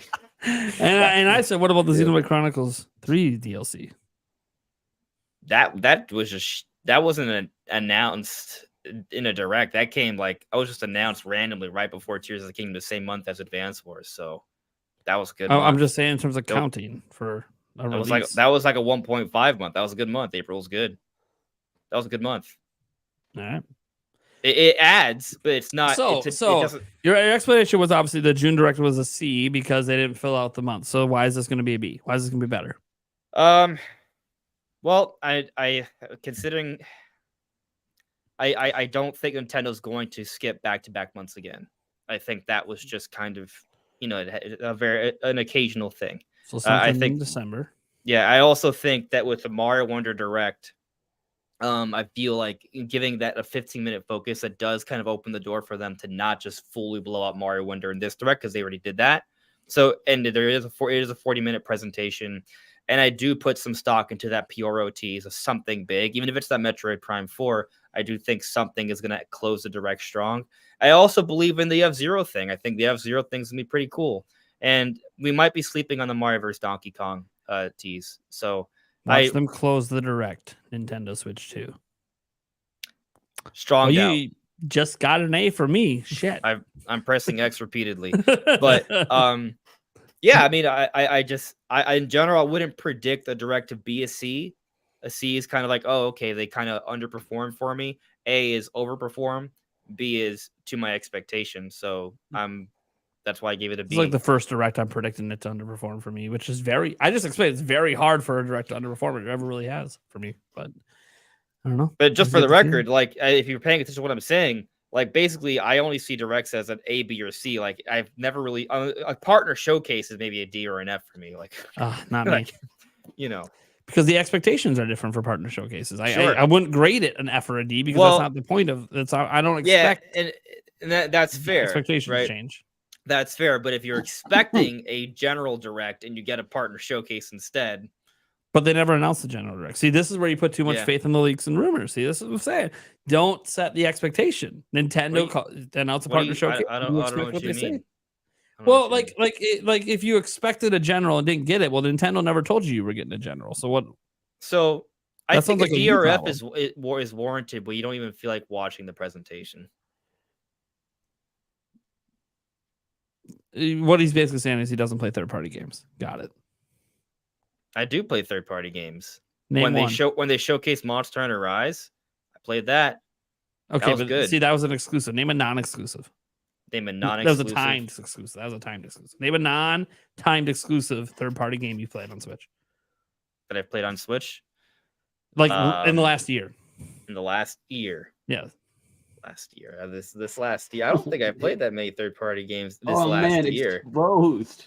So like it's a No. DNF because you literally only play It, exclusives. it can be hard to name it on the spot, but I mean, I could think of one like that. I mean, I can think of games that I plan on buying. For example, the Sonic game I'm 100% buying. Like that, I don't care that Mario Wonder comes out in the I same mean, week. last week I was playing Vampire Survivors. I put like 30 Oh, hours. into that I sucker. I played the House of the Dead game not too long ago. I was just playing Cuphead like 2 weeks ago. I binged through that. Heck yeah. Let's see. Yeah. You said you were playing that with With my brother, cousin. your cousin. Yeah. My cousin. Yeah. Yeah. Any games that were made? See, I thought for sure you were gonna bust out Cuphead because I knew you played it. You talked about it on the podcast. Yeah, so you're putting on me in the spot when you already know the answer. I also bought Dragon Ball Fighters. Well, on my Switch a few months ago. the point was to point out that you don't really play third party games, so that's why you're not interested. That was I play kinda mostly inferring. Nintendo games, but it's not like I don't play third party games. I do, just not as much. I don't game. Yeah, we gotta worry about it with Eric. I don't even know why he's here. Oh, I do want to play. I do want to play. No, I do want to play Sea of Stars. That looks pretty cool. Got 90. Yeah, I got to go back to it. I started it and then got distracted with all the Pokemon stuff I was telling you guys about. All right, Jake, close her out to the next topic. Right. Let's go. What do you got? So I'm giving it an A because I was like, we were actually agreeing on so much when you were explaining your grade, Nate. But I was surprised that you went C because obviously we gave it very different grades. But your logic was that there's going to be something that really does blow you away. Like you'd need that for it to be an A. I just think we're end of generation, so I think they're going to rely too much on ports and remasters. Basically. Right, which will lead me to my final thing. But I also want to say that what's the type of game that you don't need a new Switch to be full peak performance? A brand new 2D Zelda game.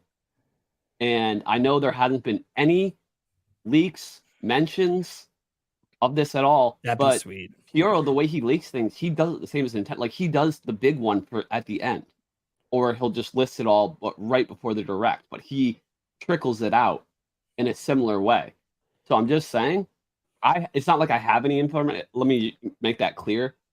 But I'm hoping for something of that magnitude that makes sense, where it's like, okay, we don't need to use next gen hardware to be able to get a game like this. That's awesome. Now the other thing is, I don't believe they're gonna announce the Switch 2 at the end of the direct. Yeah. But how many times have Nintendo New York closed their store to have the direct live viewing and already has a line out the door right now waiting? I don't know. I don't live in New York. They must be pretty confident there's going to be something awesome for them to do that. Or they just want to be there to be on camera for the only live reaction that'll exist for this direct. I don't know. I mean, I've never seen the actual Nintendo store host a live viewing for Nintendo Direct. They do it for every direct. Do they? Yeah. Live viewings they do for every direct. At the store? Now I don't know if there's a line out the door and all around the blocks and stuff to try to get in. That I don't know. I don't live there, but I know they do it for every direct because they post pictures of it on social media every time. Okay. Yeah. Wait, do they announce it beforehand? They have their own Twitter account. I can go check it quick. Yeah, because it was their Twitter account that announced this one. Yeah, like if again, I did preface that by saying I don't think they're going to, but like, how crazy would that be? Because I mean, they have been showing it. Yeah. I don't think. I think it was you that said this thing. They're not showing the system itself. It's probably like a PC hitting the same specs as what they're targeting the new console to hit, and that's what they've been letting people play. But still. Okay. So our next topic is the headline topic of the show that I'm sure a lot of people have been waiting for. Nintendo Switch 2 related stuff, because basically the stuff that was originally reported by VGC that we touched upon, VGC and Eurogamer that we touched upon last week, has sort of had some clarifications added to it, and some information that maybe seemed a bit lighter at the moment also has additional details to it. Essentially, what has happened since the VGC and stuff came out is not only that other websites pick up the reports and report on it, like IGN and others. A lot of those articles also had, and we can corroborate this ourselves. Like, we were hearing very similar things, which is awesome. So there's a bunch of media websites that have heard about the Gamescom demos for Nintendo Switch 2. But we have some additional details coming out from Nate the Hate, who said that his sources, which obviously were developers, because that's who this was being shown to, was that the Breath of the Wild demo was 4K It was 60 FPS, but that really wasn't the point of the demo. Yeah, DLSS, great. Why are you playing? Why are you doing a role game? Like I thought when these reports came out, oh, they did Breath of the Wild because they just wanted to show like what your games on Switch now can look like on the new system with DLSS. That's really all I thought it was. But he mentioned that really what they were showcasing was instant load times, which would suggest a feature that we weren't previously aware of for the platform, and that is significantly faster internal storage. Potentially SSD. You think an SSD? Yeah, potentially M.2 SSDs even. Like, because this is what was being showcased with Xbox Series and PlayStation 5. And I think they to need that. have that, that's insane. They mentioned like going from home screen to the start menu of the game, you know, the load menu where you would load your file. Boom! It literally just happened like that. There was no wait, and then Well, the thing is, they loaded a file, small and then now. boom, you're in the game. It makes sense, and they're gotten so much cheaper too. Yeah, It does make a lot of sense, especially if you And- want to compete with even Sony if and it's, Microsoft. like, Yeah, processing power closer to a PS4. PS4 never, and Xbox One never had SSDs, so in a way, it would be better in terms Yep. of loading, at least for sure. Yeah. it also helps with like you know, just streaming in like you know, like open world games like Pop In and things of that nature. Like it's not just like booting. It can make a big difference.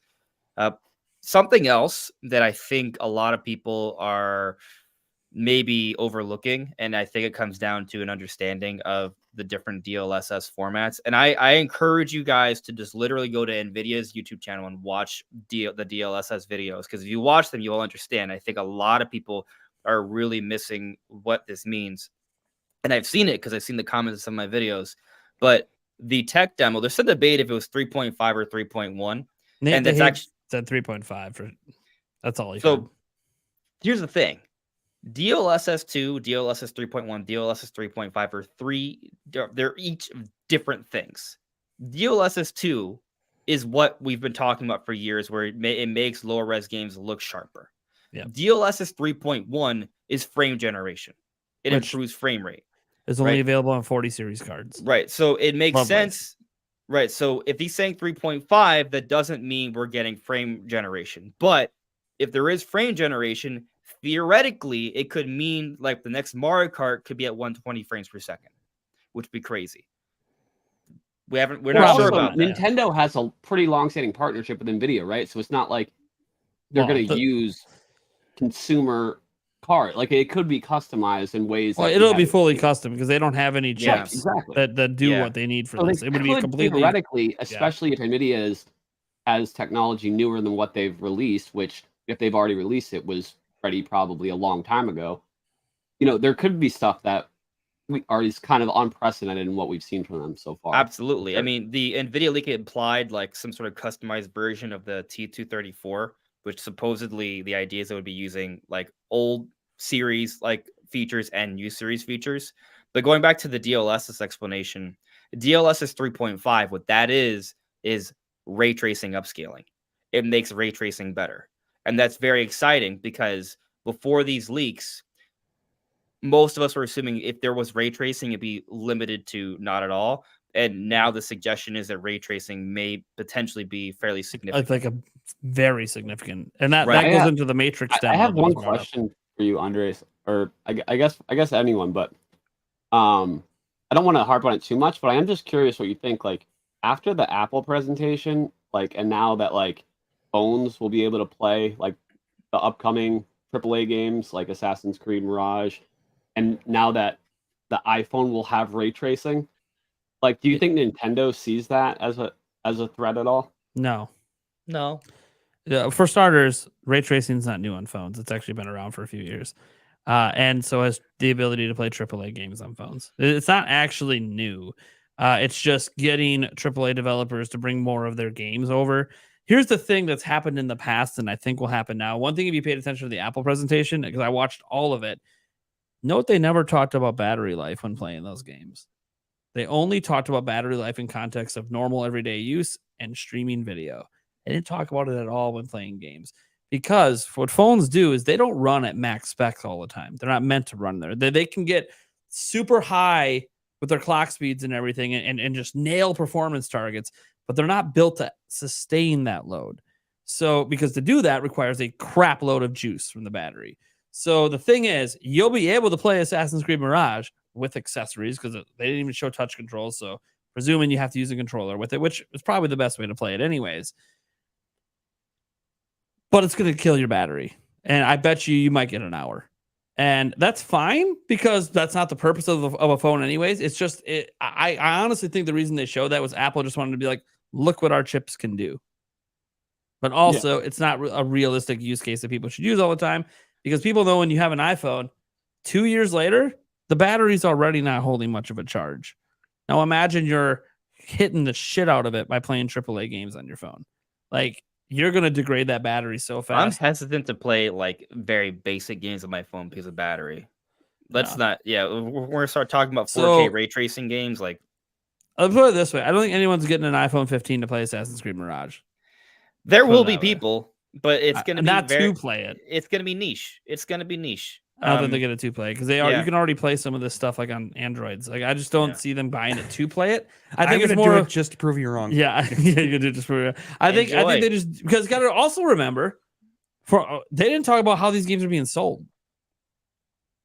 Mirage is a $70 game. People on phones don't spend $70 on applications, so that's a whole nother sphere to get into. Like, are they really going to try to sell $70 AAA games on a phone? Something else to consider that wrecks your battery, and it's a device you need at the ready all the time to make phone calls. I thought Mirage was like $40. Yeah, I don't know what it is. I don't know what the price is, but that's what I'm saying. It's going to be expensive. But AAA games, and yeah. Something I want to mention is form factor, though. Oh, Harrison said Mirage is 50. It's 50. Okay. Yeah, it's not. That's still expensive. That's still a lot of money for people on phones. Assassin's Creed 1 and 2 and 3. It's like that kind of Assassin's Creed game, I think. Yeah. Anyway, like with form factor, like when you have a phone, it's a touchscreen. You don't want to play a AAA game on a touchscreen. Yes, you could buy a controller for it. Yeah, there's a whole bunch of third-party things, but the fact matter is the Switch is convenient, right? It's designed to play games. Yeah. I think convenience and accessibility make a big difference. So people aren't, to your point, Nate, the people aren't going to buy the phones and then buy like a special controller and be like, yeah, this is my gaming setup. Like that's also it's dedicated gaming hardware has always outperformed non-dedicated. These aren't dedicated gaming hardware chips. They're chips that can game, but that's not the point of them. They're also the point of them is efficient. The point of them is efficiency, power efficiency. So why are they making these chips able to output this kind of stuff? It's not because it can output this stuff. It's to make the tasks the phone already do take less battery. It's just making phones quicker and more efficient by using smaller processing nodes. By nature of doing that, it's a more powerful chip, and it can do more. But no one's really going to be doing that. In fact, I would bet that people try to hack their iPhones to do crypto mining before they're caring as much about AAA gaming, because they'll just keep the phone plugged in all the time and then just do crypto mining if it's really that good. Yeah. No, I was just curious because more in the sense of is it a bad look that a phone can beat your console in? Dude, phones have been beating Switch for like 5 years. What are we talking about? Right, but the Switch was kind of dated when it came out. So, I mean, that was like accepted. How was it dated when it came out? It was the most powerful handheld gaming device in the world in 2017. There was nothing that had better gaming performance than Switch, handheld wise. Not even phones. For handheld, yeah. Yeah, not even phones though. Phones didn't catch up for 2 years. But overall, like the dock performance was behind. Well, sure, but it was a handheld system. Came out 3 years earlier. But it was a handheld system. I put out a short today. It was a clip from my podcast from Monday. Yeah. And I clipped out how it was a point in the podcast where I kind of talked about how if you came to the Switch from 3DS, it was a magnificent jump. Like imagine playing like Ocarina of Time 3D and then jumping to Breath of the Wild. Yeah. Like that's like one of the biggest jumps in history, right? So it depends on what perspective you're looking at from like the jump. But like it's a big deal handheld. I see the Switch more as like a Wii U revision. Kinda is. And it's also kind of a 3DS successor. You're right. I mean, I'm gonna keep my mouth shut. This is a debate for another time. We're trying to talk about the next system, and here we are debating on the current.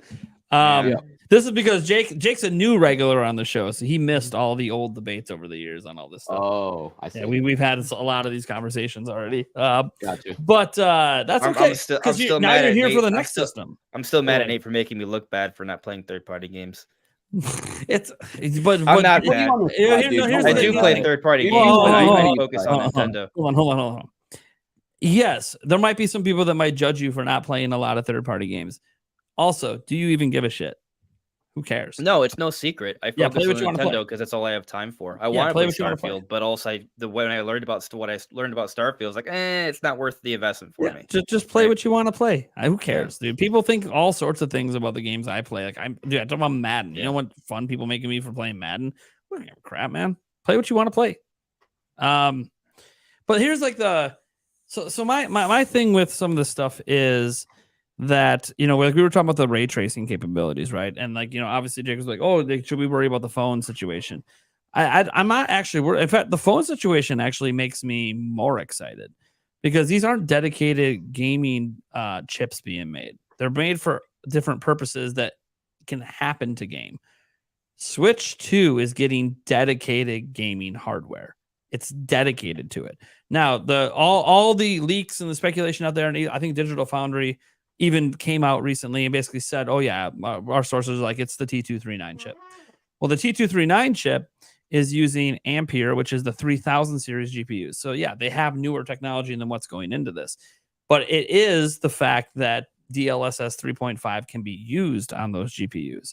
And so what's happening is NVIDIA is betting on a feature set versus betting on let's push the most amount of power, the most amount of teraflops, the most amount of cores, because DLSS is something that most people haven't actually experienced because it's not required in PC gaming. But the people who have experienced DLSS and the games that support it know that when you turn it on, it is like a magic button. It just makes it seem like your rig is so much more powerful than it is. Magic. It literally feels like a magic. I'm not even kidding. Anyone who's used DLSS with a 3000 or a 4000 series graphics card, say you have like a 3060 and you turn DLSS on in control and you're suddenly going from 60 frame rates to 300 in 4K on ultra settings. Wait, what? How are you able to do that with a budget graphic? AI, baby. It's damn magic, man. It's AI. That's all DLSS. It's magic. Yeah. At least that's what it is to the end product that you get. Like the whole point of DLSS is that there hasn't been a dedicated gaming anything where DLSS was a standard. It just doesn't exist.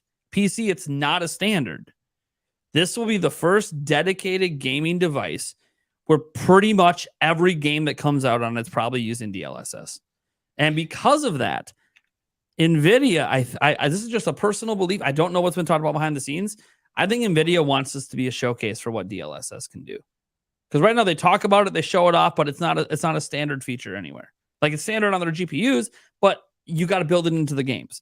And because there's such a wide variance of hardware on PC, a lot the list of like PC games that support DLSS is like this when the amount of PC games goes off the screen. So this will be the first system where pretty much it is the standard. Every game uses it. You want it to be crazy? So I think they want this to be a showcase. I think it's going to be impressive. We hear things like ray tracing.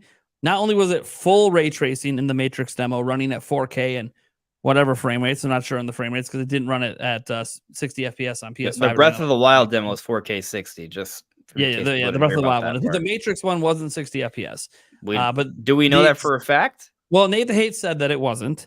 And he also noted that it wasn't 60 FPS on PS5. It was only 25 frame rates on PS5. So cool. Maybe it was 30 FPS, whatever. But the point is that was meant to showcase ray tracing, though, right? So And by the way, PS5 can't use DLSS. So like they don't have the advantages of DLSS for that particular tech demo back in 2021. You know what might be crazy? If Switch 2 does more ray tracing than the other systems, like it's still weaker. That's what he said. He said the developer said not only does the ray tracing look as good, most felt that it looked even better than what PlayStation 5 and Xbox Series X did. There's two reasons that we can possibly believe this to be the case. One, AMD's ray tracing compared to NVIDIA's ray tracing is garbage. And everyone knows it. And if you pay any attention to PC gaming, it's one of the biggest feature set differences between the two GPUs because a lot of games do support ray tracing compared to DLSS, and DLSS is just fundamentally better on NVIDIA. It's just not their 3000 series DLSS is better than AMD's top tier card doing DLSS. Doing ray tracing. So that's already known. So there's that. They're using technology that's better at this than what the other systems have. The second thing is, if it's using 3.5, then that also means it's using advanced techniques on the ray tracing to cut down how much performance cost it takes, meaning it could technically run potentially better ray tracing with less of a performance hit than the other platforms. And this is not to dismiss or say that this platform is as powerful as a PlayStation 5. Of course, it's not. But there's a difference between raw performance and feature sets, and what feature sets can help you make up the performance difference, to the point that these developers are watching this demo on this target hardware for Switch 2, and they're like, is this a PlayStation 5? Right. Wait, this looks even better than I remember the PlayStation 5 one looking. Whoa, wait, this ain't Nintendo. It's all about the end result. No one's going to care if the system comes out and it's 3.4 or 3.5 teraflops of performance in dock, which is like 7 teraflops behind a PlayStation 5. But yet, because of DLSS and modern ray tracing techniques, it actually just has Call of Duty looking just as good on it as it does on PS5. Because here's the thing. I have DLSS another is a question feature for you as based on consumer everything we're you not just supposed said. to care about, basically. It's just going to be there. It's just going to be running. We're not even going to know. It's just on. It's just running.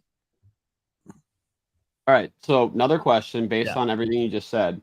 It just got me wondering, and I'm just curious. Now, remember, this is all rumors and leaks, guys. It hasn't been announced. Do you think that this next-gen Nintendo console will have games with more realistic-looking graphics, like God of War, Spider-Man, stuff like that, instead of relying on a more cartoony or cel-shaded art style to put out their biggest games? Do you think we could see another, what Twilight Princess was to Wind Waker? Something like that. They're not going to do that. They're not going to make a realistic-looking Zelda game? No, because you end ratings. Okay, well, the realistic or Twilight Princess art style is fine. Like if they go if it's something similar to Twilight Princess, that's fine, right? But I agree with Nate that they're not going to make like a Witcher-looking Zelda game. Yeah, like they can make Twilight Princess is stylistic enough. Yeah, I think in general, Nintendo are going to be stylized, but also we may still see moments that look really realistic, right? Like even during the Switch era, like you look at Mario Odyssey, it has like a lot of realistic pieces. Like if you actually, so that's a good point. So do you think they could introduce a new IP that Monolith Soft supposedly working on one? What's that? Monolith Soft has supposedly been working on a new IP. Okay, for that's a studio I could see doing that for sure. Yeah. And like I want to see what they're gonna do with like their next JRPGs. I think Monolith Soft's game is gonna blow our minds. Like Monolith Soft's always sort of been like your games look nice, but also it's a little rough around the edges, a little blurry here and there. Oh, by the way, that's because we've been waiting for the power, and we have the power. I'm also really curious how Metroid Prime 4 is going to look, and the problem with that one is it's being made for Switch as well. But something I want to bring up, right? And I know DLSS 3.1 hasn't been confirmed, right? But if you have 3.5, you might be. There's no confirmation. There's no confirmation unless. Well, no, we don't have confirmation. Yeah, we don't have confirmation for any of it. Really. Did it like our Nintendo reps telling them it's 3.5? How do they know it's 3.5? Did they say it? Was it on a spec sheet? Like we don't know. I guess, but the confusing thing is that some people may assume that 3.5 implies 3.1. It doesn't, because they do different things. Yeah. And I will say each version sometimes also has updates for the older technology that was introduced. So like the upscaling techniques are actually better in 3.0 and above than it was in 2.0. That's why the 3.0 upscaling stuff can be done on the 3000 series cards, because it's a better version of it. Because they're constantly improving it, right? Anyways. But if 3.1 is there, which I don't think is a huge. If 3.5 is there, it's not. If 3.1, then it has to be frame gen. There's no reason for it to be 3.1 versus 3.0. That's why, right? So that's what it is. It improves frame rate. So what's cool about that is that imagine in March, when I do believe Switch 2 will be announced, we'll see. But imagine they have that presentation, right? I know we'll talk about it, but whenever this presentation happens, right? Regardless of the date, it's going to be interesting to see Nintendo tout different things about what the system can do. And imagine they have a little sizzle reel of 120 frame per second games. Smash, Mario Kart, Metroid Prime 4. I don't think they're going 120. And by the way, frame generation doesn't guarantee 120 either. In fact, frame generation is the least feature-rich thing to add frame rates. I know that they tout it up. They tout it up in their videos, but when you actually turn frame generation on, people are only seeing like 10 FPS games. I don't think Nintendo has the online infrastructure to ever be able to support that, no matter how powerful their hardware is, to be honest.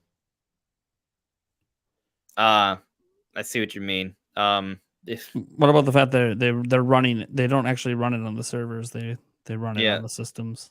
Yeah, that's like how their online works.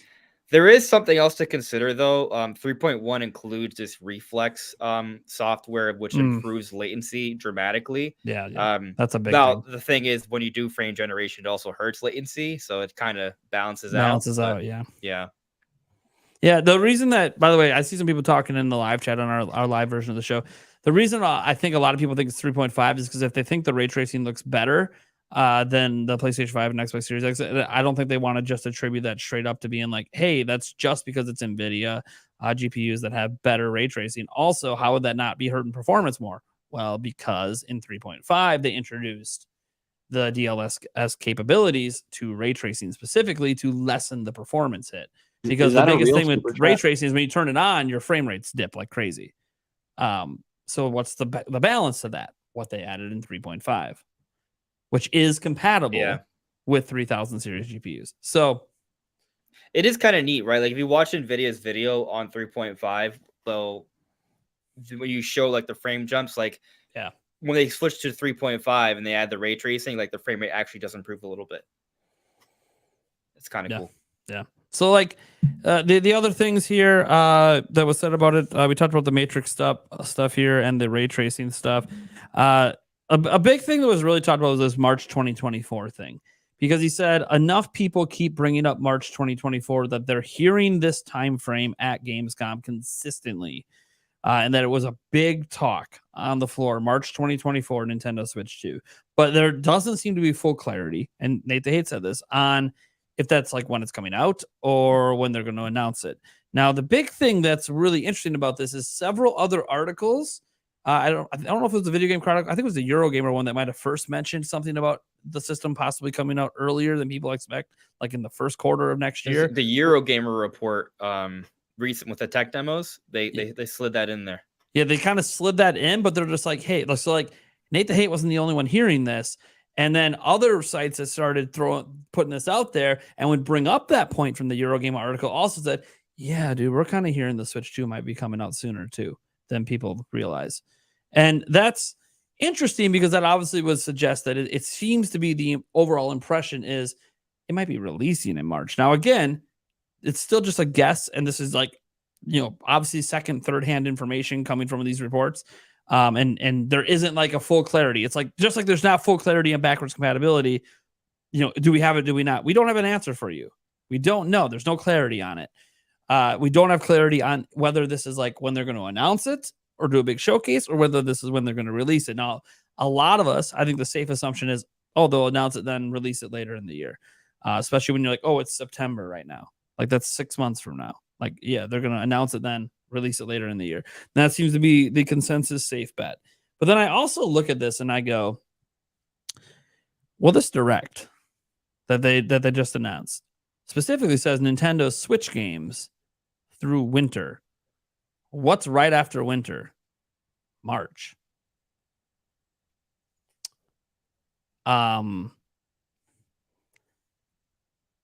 So would Nintendo dare announce a system to release in March keeping in mind we got 6 months to go, would they overshadow their holidays and announce it in October? Would they do a really, really short announcement at the Game Awards, blow out in January, and then it comes out in March? Would they do a shorter release than they've done before? Now, if they do it in October, they do it around now, that's about what they gave the Switch, right? They announced the Switch.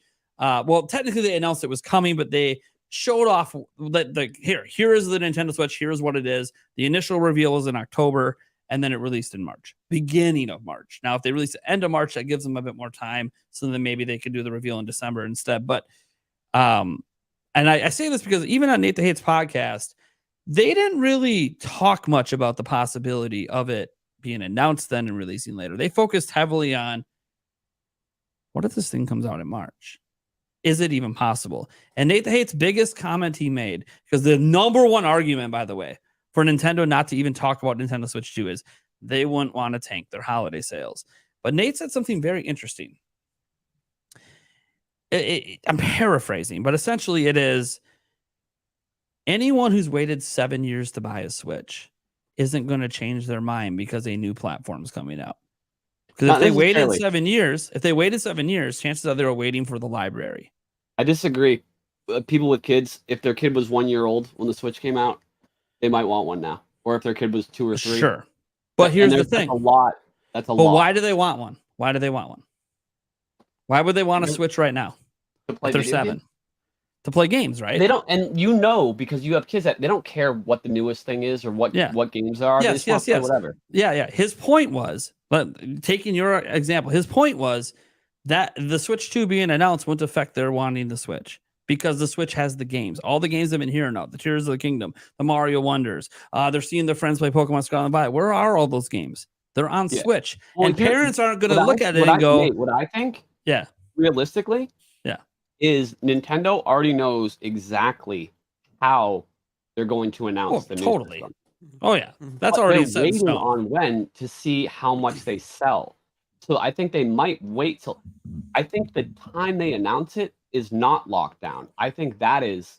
They're waiting to see. Like I said, they rebranded the Switch Lite for Animal Crossing.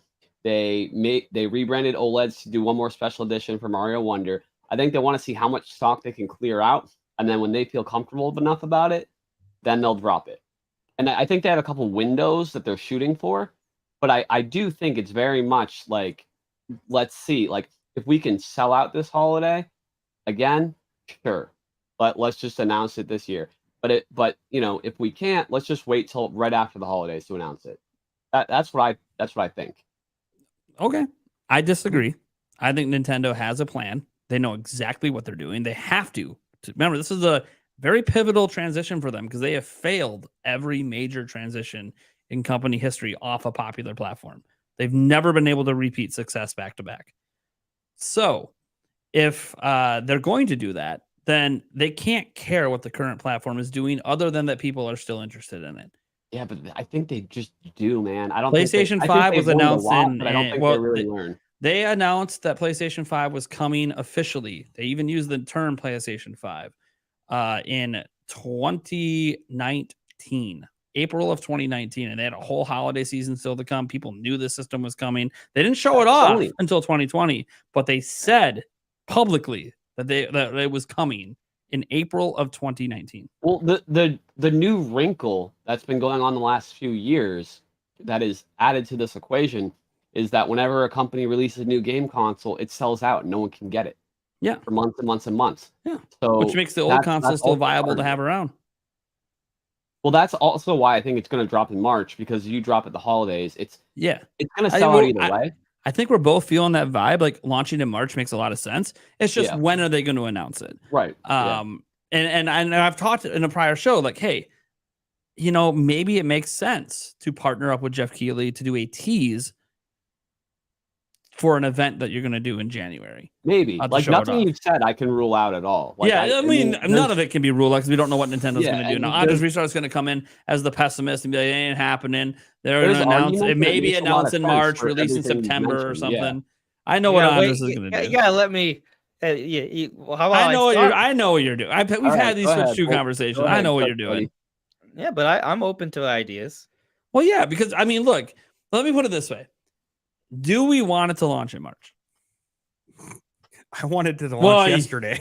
Yeah, Eric. I need a new Switch. Eric has not bought an OLED. be He's bought honest, anything. He's been waiting and waiting and waiting for the next system. Obviously, the answer is like I want it to launch as soon as possible. But to be honest, I want it to launch whatever way is going to get it the Work most best for sales, Nintendo. like help the company the most, because I want them to have the money to fund all the games that I want to play and be successful. My thing is, if the game lineup's ready, launch, baby. We know they're sitting True. on games. Launch it. So Look at 3D Mario's If ready the to games go, are and you ready, got the then next, yeah. Mario Kart. You got the next. You got everything lined up for that first year. Let her fly, baby. I'm trying to be patient here. I know. So I don't know. Like again, that's what a lot of people have been talking about, because it seems that there seems to be more hints that might be what this is. But again, all secondhand information, third-hand information. We don't really know. But I'll just restart.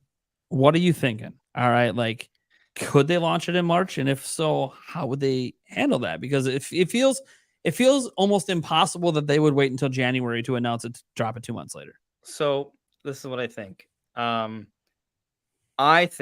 I understand there's obviously debates to be had, because we've had a number of these debates, right? But I think there should be a price drop before the Switch 2 comes out.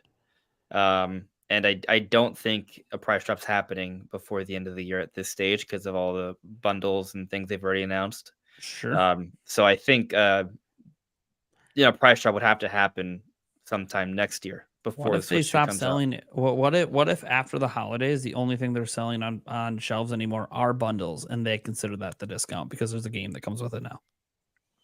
Andres, I completely agree with you, because they want, like, if the price is too close, people like they want to sell the new system ultimately. Well, sure. To get more software sales for that. And if the price is too, they need it to be separate enough. You know what I think mean? 100. I think there's got to be at least The $100 price drop difference. will get the people that didn't buy one for 7 years to maybe be like, okay, I'll buy the Drop the old damn regular Switch. Drop the OLED. $50. Problem solved. Yeah. So the other thing I agree. is, Nate, I think you just suggested that you've opened your eyes to your mind to the idea of the Switch 2 being $400 instead of $300. So here's the thing. Well, maybe I should finish my thoughts before. Yeah. You go into it. I'll go into that. Like, I'm not gonna say March is impossible, but I do think it's unlikely. I do think it's unlikely for one reason, because I do think there should be a price drop, and I think we're past the stage of that price drop happening before the holidays. So it would have to happen sometime next year. Hey, Andres, I also think we can't. All the time. That's all right. That's okay. Yeah, but also 3D Mario supposedly is a launch title for Switch 2. And I don't see 3D Mario coming out this March. I think that's too soon after all these other Mario games that are coming out. It's not just Mario. Don't think it matters. Oh, wait. Mario RPG, when was Peach title, Luigi game, different Mario system. vs. Donkey Kong. This is hypothetical. This is a genuine question. What was, or it's not rhetorical. When did Breath of the Wild get announced? Because that was a launch title for Switch. Breath of the Wild was announced. Well, 2014. Yeah, it was that. Yeah, 2014. Okay, but when did it announce? They announced that it would be coming to Switch. Obviously, when they announced the Switch, right? When did they announce the Switch? 2016. October 2016. Yeah, interesting. Okay, but they mentioned at E3 of that year that a new platform was coming and that Breath of the Wild would be a launch game on it. Yeah, we knew. They didn't say what it was, but they said a new platform was coming. And that it would be a lot tighter. So that backs up what you've said, even though I still disagree. I mean, that makes sense. 3D Mario is probably gonna be the Switch 2 launch title, unless you think it's gonna be Metroid Prime 4. I also don't think there's a such thing as too much Mario releasing close together. You know how many Mario games release? And it is a 2D that's releasing, and it's also a new platform. It wouldn't even. There's not even crossover there. I don't know what we're talking about. It's like saying a new Mario game can't launch on DS because one just launched on Wii. Dude, of course it can. I just disagree with that. All right, wait, Andres. If in the Direct, we talked about this a little bit last week, but if they announce Metroid Prime 2 and 3, do you think that would make it more likely that the next Switch would come in March? Because it would set up Prime 4 more? If they don't announce Prime 4, if they don't show off Prime 4 in this Direct, I just don't think that's happening at all. Like Prime 4 need. Well, if they show Prime 2 and Prime 3, they're obviously going to talk about Prime 4. A lot of what if, but... If 2 and 3 both come out and Prime 4 is shown, Yes. and they just say 2024, I do think if a first half of 2024 release is in the cards. Okay.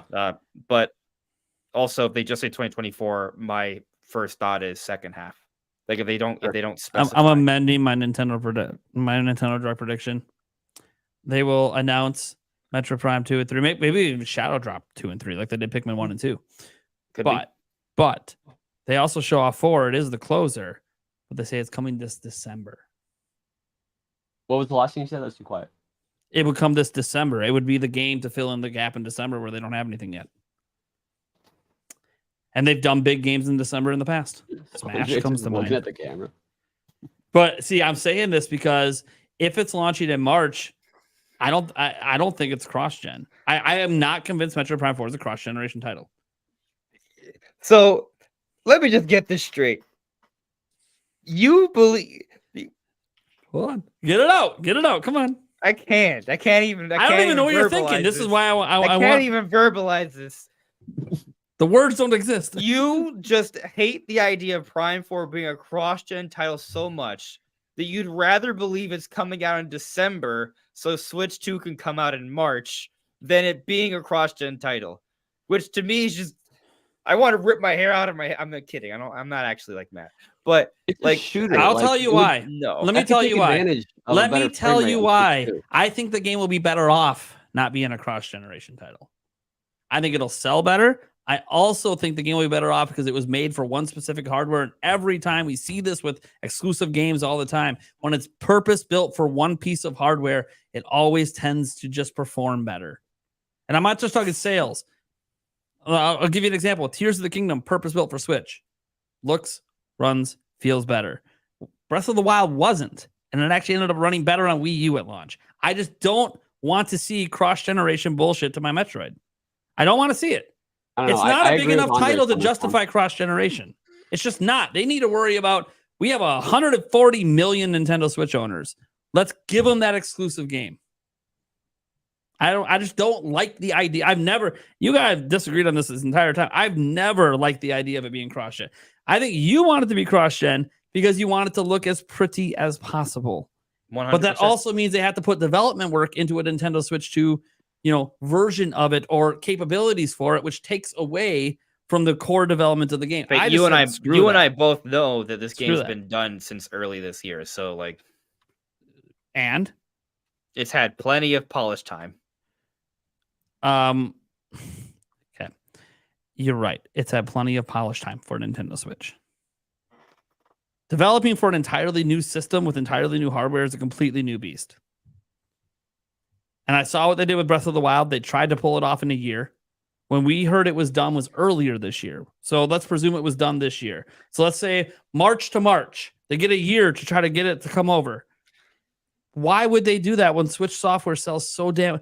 Do we not see how well Switch exclusives are selling? Why would they take it away from that? Because you know what's going to happen? People will refuse to buy it till they own a Switch 2, and then they'll forget about it because by the time they can get their hands on Switch 2, there'll be bigger name games they want to play instead. All right, I'm gonna poke a hole in your argument about the whole having. I also don't. By the way, I also firmly believe Super Mario RPG is not a good game to have this holiday. I think Metroid Prime 4 is a bigger deal. I mean, I agree with that, but I hate that. Look, I'm excited for Super Mario RPG because I've never played it, so that is a game I'm actually going to pick up and play and beat. Anyway, let me poke this hole. Okay, so you could say that the Wii U version, the Switch version, there were some performance differences that were notable for Breath of the Wild at launch, but the Switch or the Wii U isn't like this significant power leap. Switch 2 over Switch 1. I'm going to call bullshit. Dude, the RAM alone, man. Okay, no. This is all relative, okay? Sure. Let's not pretend like the Switch is leaps and bounds better than the Wii U in every facet. That is just not true. It is better than the Wii U in every facet. Completely, entirely. I said leaps and bounds. Look at what they did with Tears of the Kingdom. They couldn't do with Breath of the Wild. Listen. No developer is going to say that the Switch is like a PS3 to PS4 jump from Wii U. The Switch 2 is a significant leap over Switch 1. Well, we just heard about DLSS, but we just heard about that makes a big difference. It doesn't matter. You could make any sort of argument you want, but there's the end there's result, feature shits. There's feature sets on the Tegra X1 that ain't possible on the Wii U. In addition to it being more powerful, listen. The fact matter is we have Unreal Engine 5 running on Switch. Where's it on Wii U? Result, because that's all that really matters, right? At the end of the day, all video games are just a visual illusion. So whatever you have to do to make that visual illusion look and run better, fantastic. Fact matter Can you is eat some popcorn over there, bud? Fact matter is the Switch 2 is going to be leaps and bounds and leaps better than Switch. So this idea that Prime 4 is likely going to have a lot of performance problems on the more powerful system. I just think, like, if there were some, you could argue, yeah, there were some issues with Breath of the Wild's cross-gen situation. The idea of that for Prime 4, I think no, that's not a concern. So your theory, keep in mind, theory of with no game development experience, is that using hardware that is literally like actually I do have some, believe it or not. Oh yeah, I know game developers, and I've talked to them about stuff like this. And because the hardware is so much newer than the Tegra X1, it's not as simple. Just port it over and it just runs great. You have to recompile and rebuild the game. And why are you assuming that I have no knowledge on? I'm not saying that you don't have that knowledge. What I am saying is that you're sounding like you don't have that knowledge because you're sounding like because it's so powerful, it's an easy button. That's just not how it goes, man. Yeah, you're also putting words in my mouth. And here's the other thing. Just in general, it's bad to make accusations on someone's knowledge base. You should attack the argument instead, which you failed to do. Yeah, your argument's incorrect because the way you made it sound is that it's easy, and it's not easy. No. Like you said because of the power leap. It's not the power leap. That's the problem. It's a completely different technology. And this was developed for a Tegra. We just heard about a Breath of the Wild GPU. We just heard about a Breath of the Wild tech demo running at 4K 60 and with minimal load times. Sure. DLSS has a number of things it can do. It improves performance, it improves ray tracing, it improves resolution. So this argument that they can't spend 6 months to a year of extra time to get a proper cross-gen version of Prime 4, like that just doesn't make any sense. Obviously, notice we're talking about a demo. No one said Breath of the Wild was entirely playable. It's just a section of the game to show off a feature set of the system. Listen, we can agree to disagree here, but I'm pretty sure most people are going to agree that no one's concerned about Prime 4 running well on the Switch 2. That's not a concern. No, well, if it runs worse on the Switch because they were focusing too much on the next generation version, and then the Switch owners that would be a mistake. But that's just making. I think splitting development between two systems is a mistake. Well, Nate, here's my It wasn't a mistake for Twilight Princess. It wasn't a mistake for Breath of the Wild. It will not be a mistake for Twilight Princess was literally the same hardware. The Wii and the GCM were like literally the same chip. That's a totally different situation. Let me take the technology out of it for a second. Just how does it make sense for Nintendo to have this huge new release and not have it come out for the new system that comes out? The new system's going to be sold out, and you're not going to be able to play it on there anyways. 140 million installed. It's a first-party Nintendo game. Okay, Jake. Well, how does it make sense for Sony to drop Ghost of Tsushima on PlayStation 4? They dropped it on PS5 too. Later. Yeah.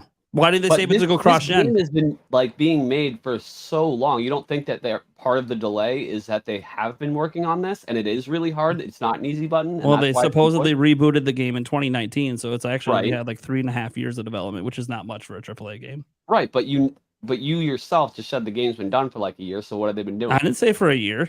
I said I was told the game was done this year. Okay, that's not a year. At the beginning of the year. Yeah, like March time. All right, point so I'll give it to you. Point is, listen, I don't think it's crazy to think that a cross-gen version of Prime 4 is going to run fine. If you want to make the argument that this can impact like sales somehow because people want the best version and it won't be available, okay, that's a valid argument. But I mean, Nintendo had great success with Twilight Princess. Nintendo had great success with Breath of the Wild. I'm not. Also, on top of that, Metroid Prime 4, as you've noted many times, isn't the kind of game that's going to sell 10 million, probably. Not at launch. Which makes it not worth porting over in the first place. It's not a showcase game for a new system. Breath of the Wild was worth porting over because it's a Zelda game that sells a ton. Twilight Princess was worth porting over because it's a Zelda game that sells a ton. Prime 4 is all the decent. cross-gen games that Nintendo's ever done have been mega sellers. I'm not talking about it be a launch day title, by the way. Right? That's different then. I'm talking about it being a launch window cross-gen title. Oh, well, that's a lot different because I do think that there will be cross-generation games from Switch. Like they'll bring Switch games over that run better and look better and have versions of it that are better on the platform. When I hear cross-generation, I'm thinking the game is launching same time both systems. Well, that's an assumption, right? That just, cross-gen. But that's what cross-gen's always been with Nintendo. So it's an assumption based on what Nintendo's always done. Sure, but there are other titles. So anyways, it's an important distinction to make. When I say cross-gen, I just mean it's coming out same day on both systems. And there's a version for each. Well, that's what I just said. The same day both systems. Same day both systems, right? But I don't think Prime 4 is gonna be a day one Switch 2 title. I don't think that. I think 3D Mario today is the day one Switch 2 title, no matter what. So I kind of disagree with both of you. What I meant was I think Nate could be right that Prime 4 comes out for Switch, but then day one on the new Switch, there's also a version available. Or like the second month or something. I don't know. I think it's coming out on Switch before it comes out on anything else. I think it'll be on Switch too. I think also Tears of the Kingdom is going to be on there, the 4K version.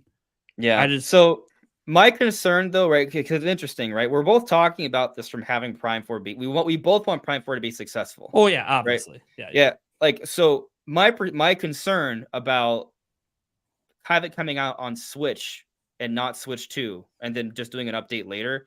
First off, when you do the update later, if people already played Prime 4, there's kind of less reason to get it with the update. Obviously, some people will double dip, but not everyone.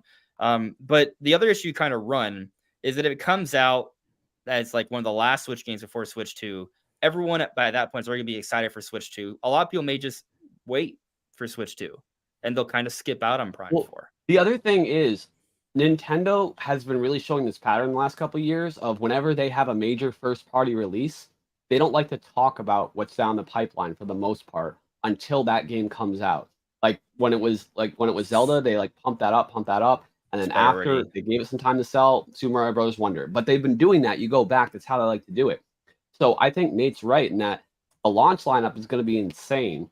Like I could see a new 3D Mario, but even if they're not going to botch it after their history. I'm even kind of thinking Mario Party is coming out next year. Like they might get that out early. On new Mario, but they're not going to want to have Prime 4 come out at the same time on both consoles when they already are going to have something at launch that they're going to be pushing.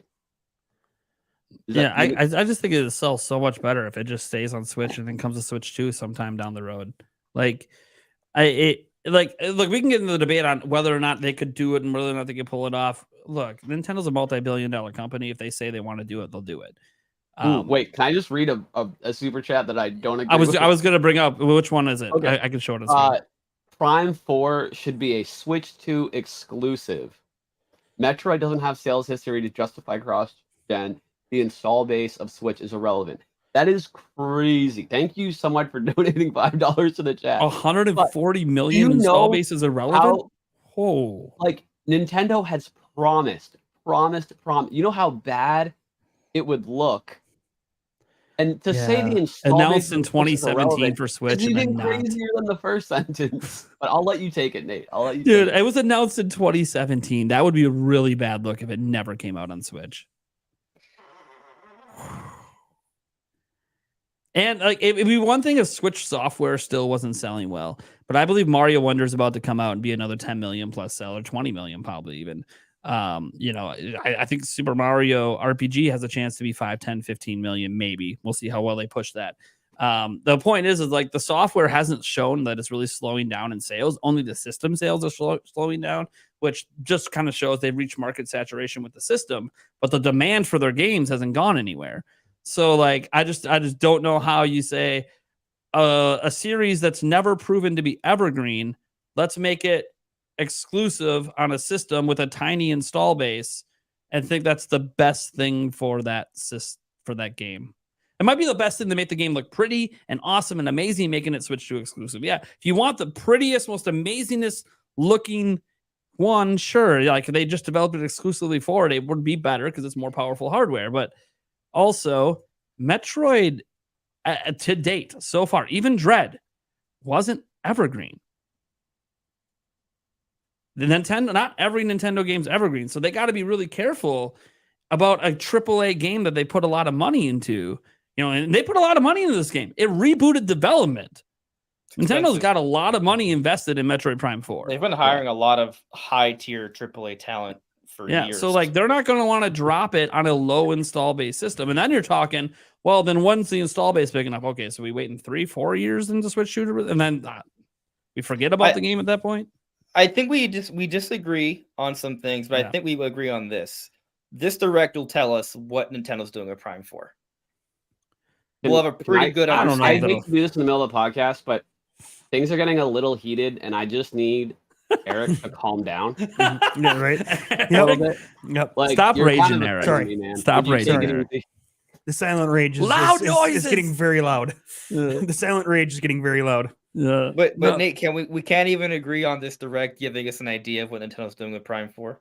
Well, look, if they show off Prime 4, obviously we have an idea. But if they don't, then, I mean, I don't really... Here's the thing. We don't know the Switch 2 is coming in March. So let's say they announce it in March. I don't think it's coming out in March. You don't think it's coming in March. So it's going to come later. So what is this Direct going to tell us? Even if they just say 2024, what does it really tell us? When in 2020? It could be anytime. Like...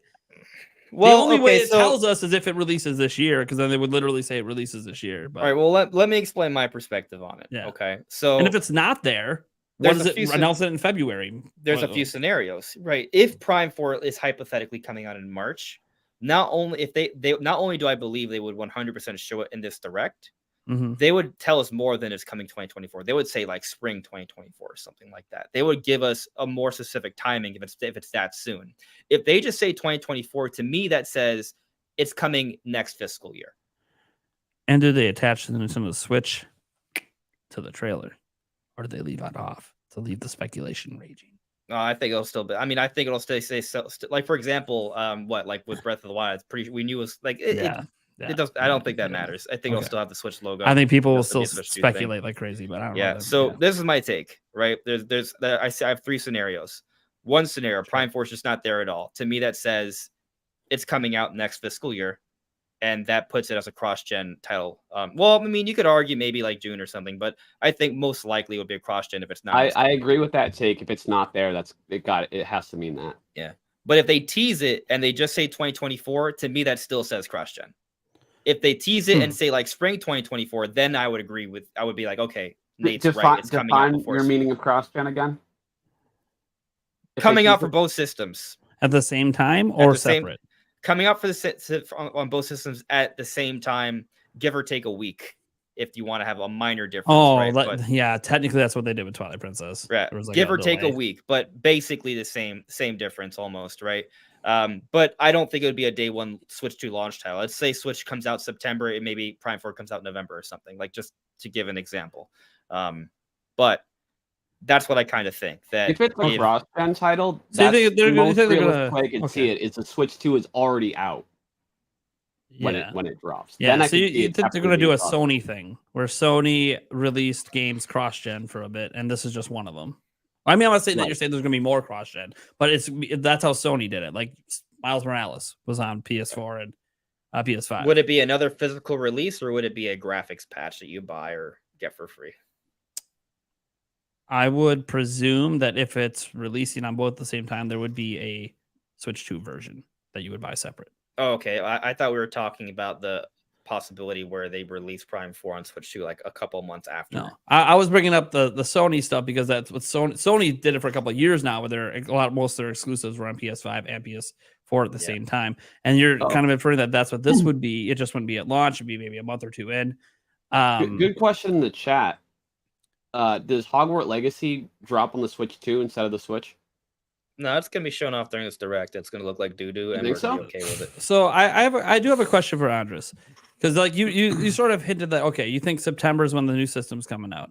So well, I mean, the recent news gives me some optimism that it comes out a little bit earlier, right? Like, sure, like you seem to have some optimism it could come out in the first half. I don't want to outrule that, but I don't think March is the time. I mean, we don't know.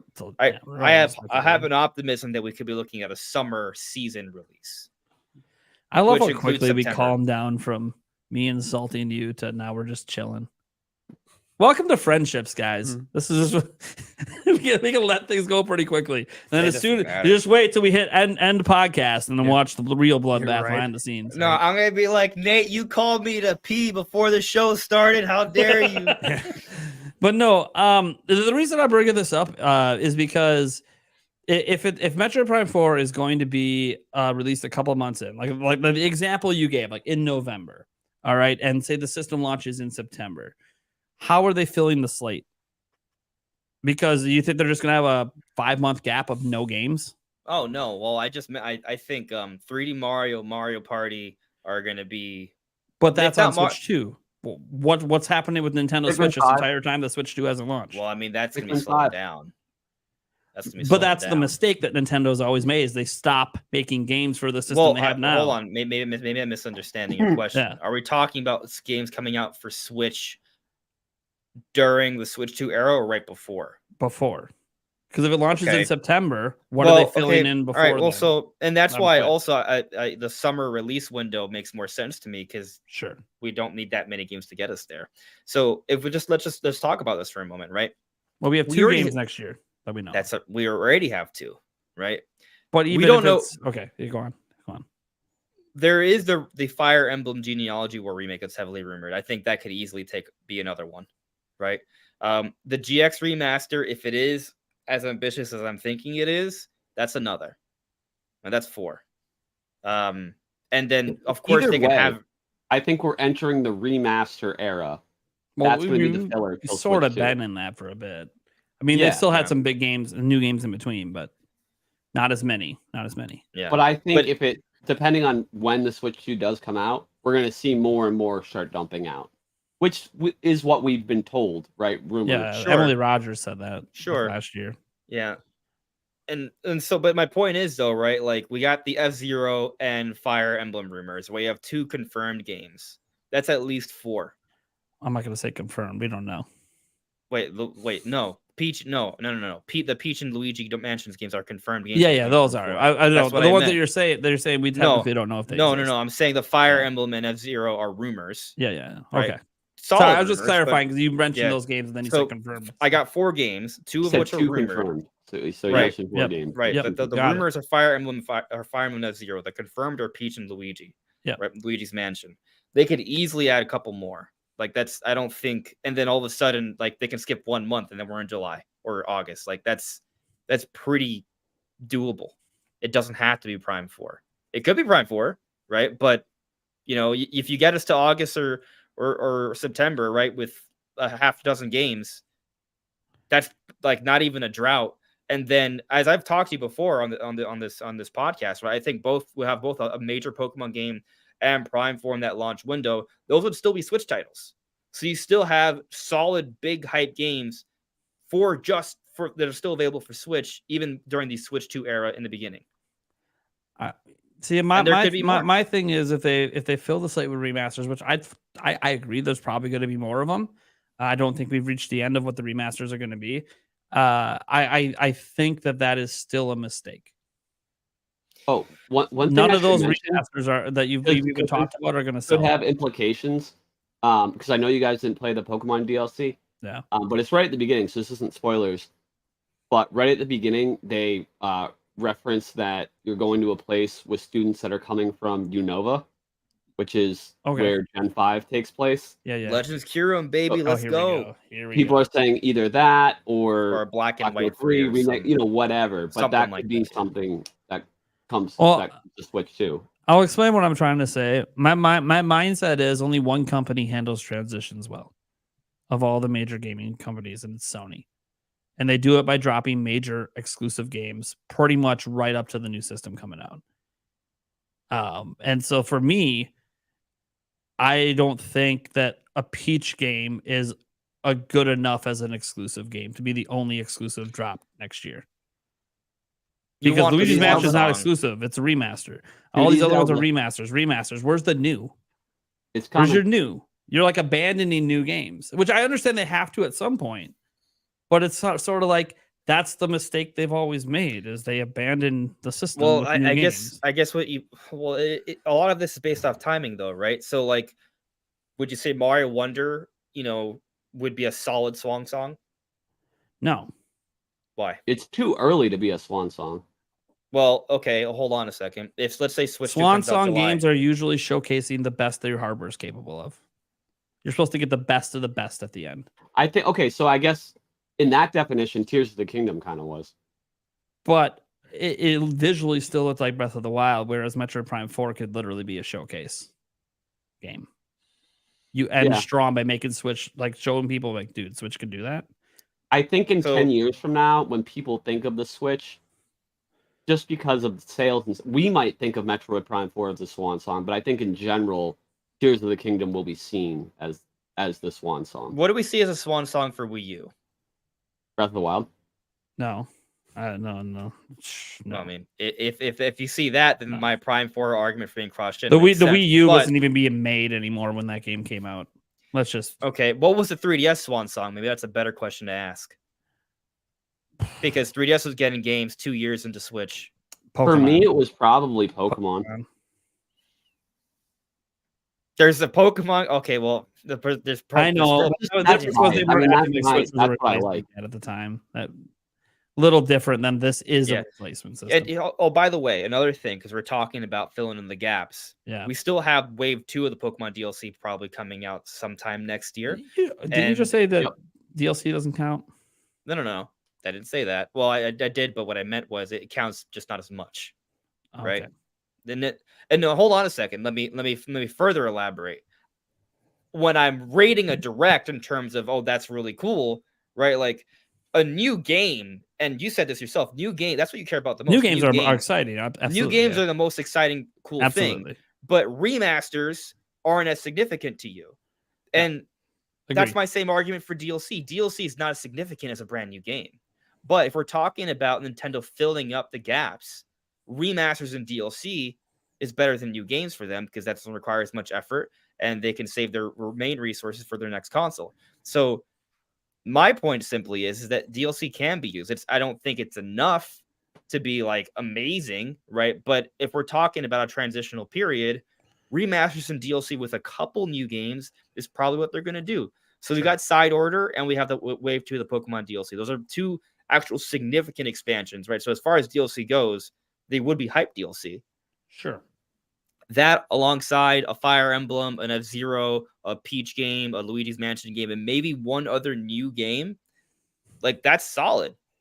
It's not amazing, but that's solid to get us into summer. I was hoping that new Donkey Kong game was going to be that, but based off the recent Mario vs. Donkey Kong rumors, I'm probably not getting the big Donkey Kong game this direct. Like, although we don't know and for this sure. is my stubbornness, and this has been my stubbornness probably this whole time with this transition, is I really only think one company does it well, so I only really see one way for it to be done well, and that is to keep the current platform healthy with exclusive games up to the new system coming out. And I just, even like a Donkey. It's funny that you say that, Nick, because so many people think that Microsoft and Sony botched it by doing that. Because now people are like, why did we even get next gen consoles? Everything's on PS5 and PS4. Hold on. Because here's the thing. Sony did the cross-gen thing, right? And so did Xbox, right? Cross-gen. And I'm not talking about cross-gen. Because if you look, because that's a more recent thing. If you look at Sony's history, PlayStation 1, PlayStation 2, PlayStation 3, one thing they did consistently is in that final year leading into the launch of that new platform, they had major exclusive games dropping on that last system to keep people hyped, keep people talking PlayStation, keep people currently with PlayStation playing PlayStation until the next system came out. And that cross-gen is more of a newer thing. And a lot of people are sort of iffy on like, did they do cross-gen for too long? Why are we waiting 3-4 years in to even get exclusives? Nintendo's not going to do that. You're gonna have exclusives day one on Switch 2, I believe firmly. Like 3D Mario is going to be exclusive, but Nintendo has always believed exclusives sell hardware. I'm talking about the biggest mistake Nintendo's made is sort of abandoning the audience before the new system even arrives. Sure. And Sony's always done a good job of not doing that. And every time we think back on prior Sony platforms, the games that we tend to remember the most were the ones that came right at the end. mean, we still talk about The Last of Us on PlayStation 3. That was one of those games. It came when we knew PS4 was coming. We knew it, but it still came out at the time as an exclusive game on PlayStation 3. And it was literally, arguably, to many people, the best looking game on the platform. They ended it strong because it sends a signal. If this is what we can do with this, so imagine what our next system is going to do. Metroid Prime 4 will be. Yes. Because Metroid Prime 4 can look so impressive. And this is just because I do think Metroid Prime Remaster looks great. I think 4 is going to blow it out of the water. When Sony does that, they remaster it for the new console. Yes. And I believe they will do that. They're going to do that with a lot of Switch games. Like Tears of the Kingdom, I think they'll do it with. I could see a universe where that happens. Yeah. So, like, it's not that I'm saying... the argument earlier wasn't me saying that I don't think Metroid Prime 4 is going to be, like, have a version or an update or something on Switch 2. Yeah, I think that's going to happen to a ton of Switch exclusive games. They're not going to just... Even if it's backwards compatible, they're not just going to try to not sell the games again to you, right? Like they're going to try to resell you the games. They're going to repackage and resell them. You'll get a Smash Ultimate with all the DLC included. Like they're going to do stuff like that. Yeah. But because of course it just makes sense, and they just did it. And I know we could shown that with the Wii U. Yeah. The argument though, the counter to that is that the Wii U didn't sell very well. So it's a more complex situation for sure. But I think it just makes sense. Like evergreen titles are evergreen, and I think they can see a world where a lot of these Switch games can continue to be evergreen on the next system by adding some upgrades to them, just like Sony does, right? Like they don't necessarily have the evergreen status, but they definitely have the sales. Like they can relaunch games that were on a prior system, you know. I mean, I don't even want to talk about the remaster of the remaster, but they did it and it sold decent. Like, so Sony, so I do think that they're going to do that with Prime 4. I just don't think it's going to launch cross-gens. I think they're going to bring it to Switch first because it reminds people of what Switch can do, and that will excite people for what could possibly be on the next system. Makes sense. Okay. I mean, I understand what you're saying. I'm not That's sure the Sony way of doing things anyways. Right? I'm not sure I agree, but I understand where you're coming from, right? Like ending with a bang, keeping like it's in a way it feels like a show of good faith because you're keeping the content coming. So I understand that, right?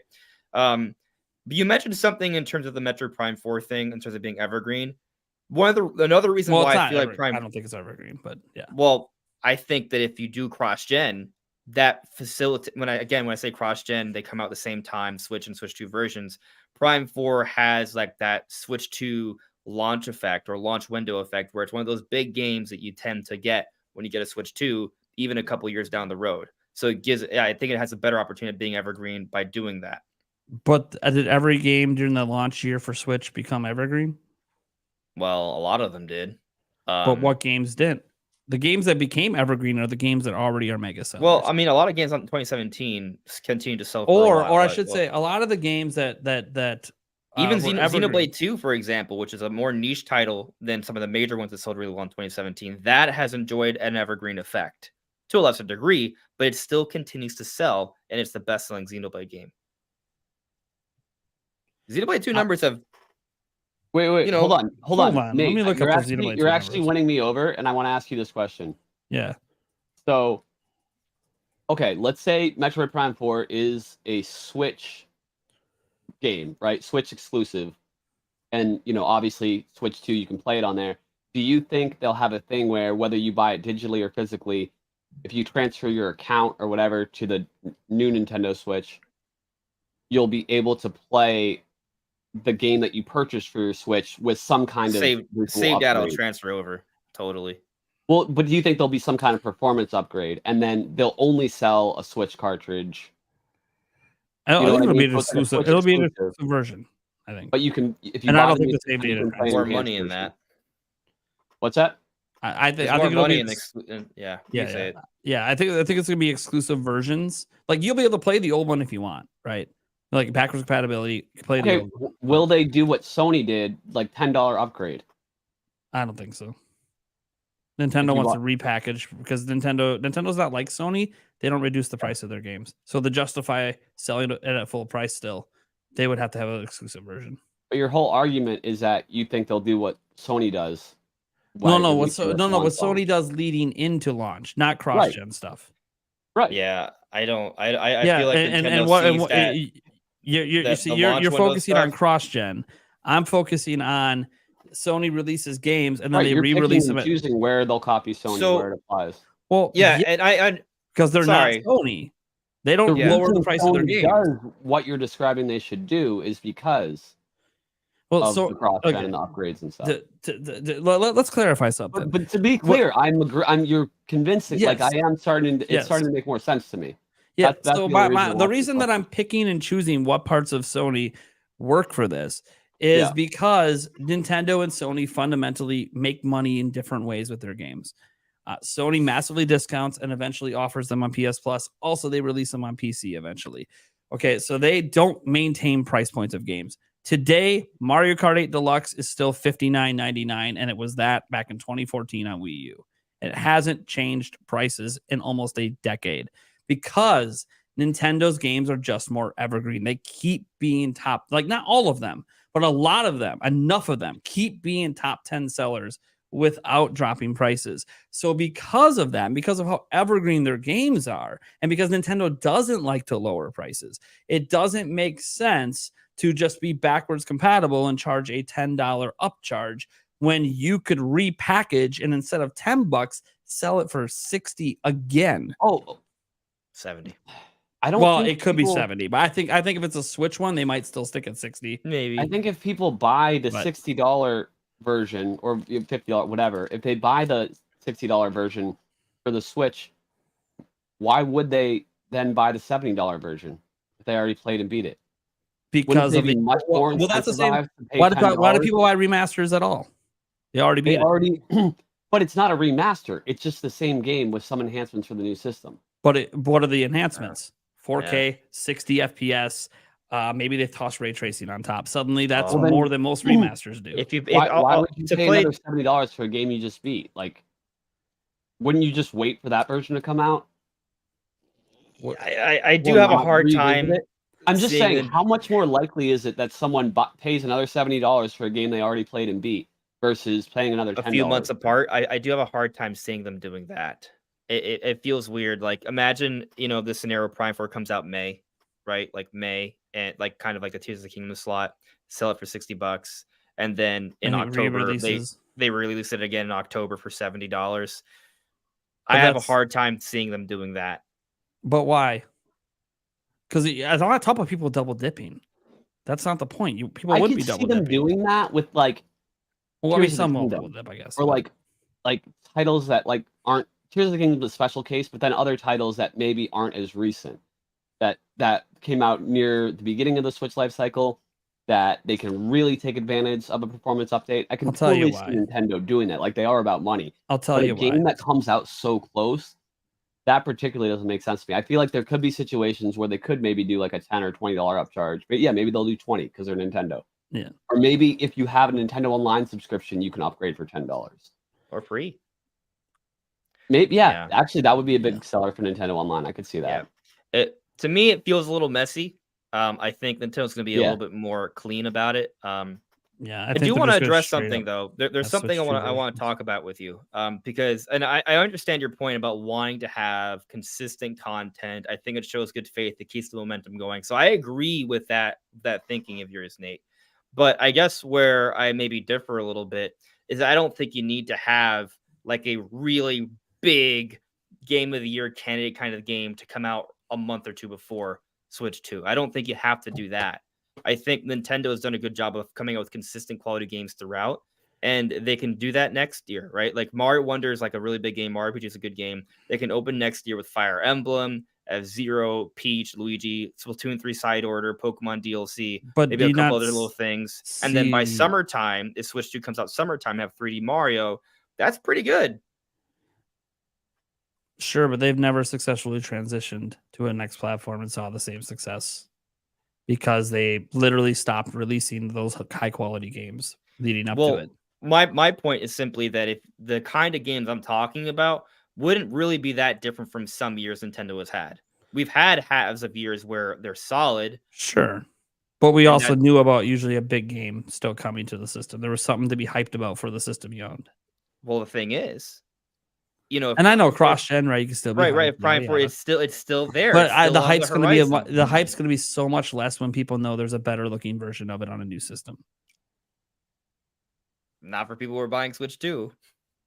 But that's my point. That's why, like, even let's say we they also have released the in March. Pokemon game that's coming out this next holiday for sure. We're Let- going to learn about the let's beginning say of next year. let's say it launches. The new system launches in September. They launched Metroid Prime 4 in June, exclusively for Switch at the time, and then they later announced that for November there's going to be a Switch 2 version. I think that makes a lot of sense, and I'll explain why. You released it exclusively on Switch, right? And we already heard by that point, we already know the Switch 2 exists. So we already would know if there's backwards compatibility or any of that stuff. So people would start buying it. If say there is backwards compatibility, people start buying it knowing they can bring it forward. And then we hear, oh, there's a new version of the game. I don't think people are going to double dip. I think there's different audiences. Metroid has never proven to be evergreen. It's also never really proven it could sell much more than 3 million copies, because right now the best-selling one is sold a little more than 3 million copies in Metroid Dread. So we're talking about a franchise that hasn't been able, in the Nintendo sense, to hit mainstream. 3 million copies is a lot of games, guys. There are so many developers that would love to sell 3 million copies. But for Nintendo, they have certain bars and certain metrics they want to hit that are higher because they have so many games that sell so much better than that. They even did it with Kirby, right? Kirby usually sold a couple million. Then they hit Forgotten Land and did 5+. I think that's 6.4 million now, actually. It's actually higher. I was just looking it up because when I was looking up your sales numbers earlier, like I was trying to see like your evergreen point with Xenoblade 2. And you have a little bit of a point. I got to give you a little credit on that. It didn't sell a heck of a lot more from 2017 to 2019. But from 2019 to today, it sold an extra 1 million copies. Forgotten Land, which is important. Now, and maybe that was because of hype for other Xenoblade games. I don't know. You know what suddenly made it start selling better, over the last 4 years compared to it selling a bunch at launch and then not for the next year or two. Mario Rabbids, the first one. Sure, yeah, the first one. Yeah, we don't know on the second one yet because we we don't know. I mean, and maybe that gets repackaged. They should have saved that for launch window, as Nintendo told them. But anyway. I just kind of look at this. By the way, I've been reading the live chat, guys. I know a lot of you think I'm looking like an idiot this whole podcast, and that's okay. I look like an idiot all the time. A lot of people agree with you too. Yeah, it's cool. Like, here's the thing. I look at this as a situation where my only goal, like for me personally, I just want to play games. I don't care where they are. Clearly, I have every system. Wherever it goes, if it's a game I want to play, I'm going to play it. But my goal is I don't want Nintendo Switch 2 to flop. Yeah, and they have more competition now than they did when Switch launched. So to maintain that relevance and stay in people's minds, I just don't know that you could just coast on remasters and a Peach game to get to that next system. I just don't think that's good enough. There has to be something else that drives hype, even if the hype is a hypothetical hype, because I still am not convinced Metroid Prime 4 is going to sell like bonker numbers, but it's a hypothetical hype. It's something that people, Nintendo fans, are sharing everywhere because look at this. This is impressive, even if I'm not playing it. And I feel like that's what Metroid Prime 4 can be. I think if they wait and cross-gen it a few months into the next system, it's going to get buried by more popular games. It's just going to get forgotten. 3D Mario is going to be clobbering it. Right. The next Mario Kart, the next Mario Party. Let's say there's even a top-down Zelda game and they save it for this. I think that could end up clobbering it. A new Luigi's Mansion. Like, it's going to be that forgotten game in that mist. That if it does sell well, it would be probably because the Switch base maybe picked up on it a bit more than people expected when Switch 2 came out. Now, we spend a lot of time obviously debating. One counterpoint, I'm not going to argue the whole thing because we just disagree, right? But Xenoblade 2 would be the way you describe Metroid Prime 4, continue to sell even when it was shoved into this maelstrom of other games. Sure, absolutely. I will note that it sort of had its own little time to shine when it came out because like Mario wasn't out yet. Zelda had already been out for a little bit. What are you talking about? Xenoblade 2 came out December. Mario Odyssey came out October. Oh, it was a December release. Why do I keep thinking it was a September release? I don't know. What came out in September? Splatoon? No, that was a summer game. No, I think that was June, wasn't that? Yeah, Splatoon and Arms. I don't know why I kept thinking that it was a. I do September. think that Xenoblade 2 got Yeah, you're right. December resurgences 1st. when 3 came out and when the definitive edition came out. I think Smash that made Brothers more also people- helped. Yeah. So I think Yeah. it got bumps in that way, but Metroid Prime 4 could get similar bumps. I also think there's one aspect of this Metroid Prime 4 thing that I refuse to consider, but probably should be mentioned. There's that rumor out there about the big vastness of this game, of big the what, sorry, world, again? of the area. There's a rumor that floating out there from the Xbox Era podcast, from Xbox Era's podcast, where they said they heard somebody who had seen this game at Retro that basically it reminded them of walking out in the world of Halo Infinite. And I keep thinking about this isn't me saying Metroid, it's like open world, and we don't even know. We can imagine because Halo Infinite's open world. So I don't want to go that far, but imagine that this is such a drastic shift because they're trying to take Metroid to that next level the way they have with other franchises. Like even Kirby. You don't even have to go to Breath of the Wild. Even Kirby and the Forgotten Land was a next level experience for Kirby. So if that is the case, there is the possibility that this is a system seller game that's going to move 10 million plus copies and suddenly become the first ever evergreen Metroid game. That's a good point too, because you know what? That's what they've been doing with all their franchises that don't sell as much as they want. Even 2D Mario. Find a way. Yeah. Find a way. Yeah. They're like, if this isn't selling what we want, we're gonna shake it up. You're right. And that might by the way, that would upset some Metroid fans the way that it has with some other fans of other franchises. The way Breath of the Wild upset Zelda fans. Yeah. But it will also bring such a much bigger audience in that for Nintendo, they just won't care. And if that's the case, if that's what this game is, which by the way, I don't know when we'll get that sense. Maybe it's when they show it off. But Tomorrow. Yeah, tomorrow, right? That changes my perspective entirely because my perspective is going on the fact that hey, this game's only going to sell maybe 5 mil max, and I just don't know that really matters that they save that for Switch. I have more faith in Prime 4 than you do. Yeah, yes. That also impacts our opinions. Yes, on this. I think Prime 4 would be a fine launch window title, and I don't think it's going to get lost. And I think it can if it is breaking the mold and reaching new audiences in the way Metroid's never done before. Which you can't dismiss. You can't dismiss. It can happen. By a new Mario if a new Mario comes out and launch too. Yeah, like you're not wrong about that either. Yeah. So I'll throw this out as well, even though I kind of lean more cross-gen, right? Like if Metroid Prime 4 is treated kind of like the Tears of the Kingdom of 2024, where it comes out like sometime between March and May, I'm okay with that. You know, like I'll get over my Switch 2 graphics boost, you know, and I'll enjoy Prime 4 for what it is. It's not like you're going to be mad if it came out on Switch before it came out on the other system. Like it's, dude, we got the game. That's really mad. Like, look, all that matters is the game itself. Like that's the big thing. We're just trying to like position it best for success or like position it best for like what we think might be better for the transition. And I think we should move on, but I will add just this little thing, right? Yeah. Watching the Hate podcast, you know, was interesting, right? And it just kind of seems to, no matter what perspective they were considering, 2024 is like when they expect Prime 4 to come out, which kind of lines up with what everyone else has been thinking. Mm-hmm. So like, no matter how we spin it, it seems like most people believe Prime 4 is coming out at some point in 2024. So, you know, we're basically, give or take a month or two, less than a year away from playing Metroid Prime 4. Sure. Which I think is going to be a game of the year quality style kind of game. All right. And I just want to note to people watching live, all future questions asked through our super chats, we're going to save for the Q&A section at the end. So like I see Taker to extent wants to keep talking about Metroid. We can do that. But we'll answer your specific question, but we'll do that for at the end of the show. So if you guys want to get your questions submitted for the end of the show, that is perfectly fine. We already have a couple banked up. So, you know, you super chat them in and we'll get it featured and we'll get to that point. So let's just do bottom line. Is this thing coming out early next year? What are we thinking in the moment? Switch 2? Yes. No. Okay. Definitely.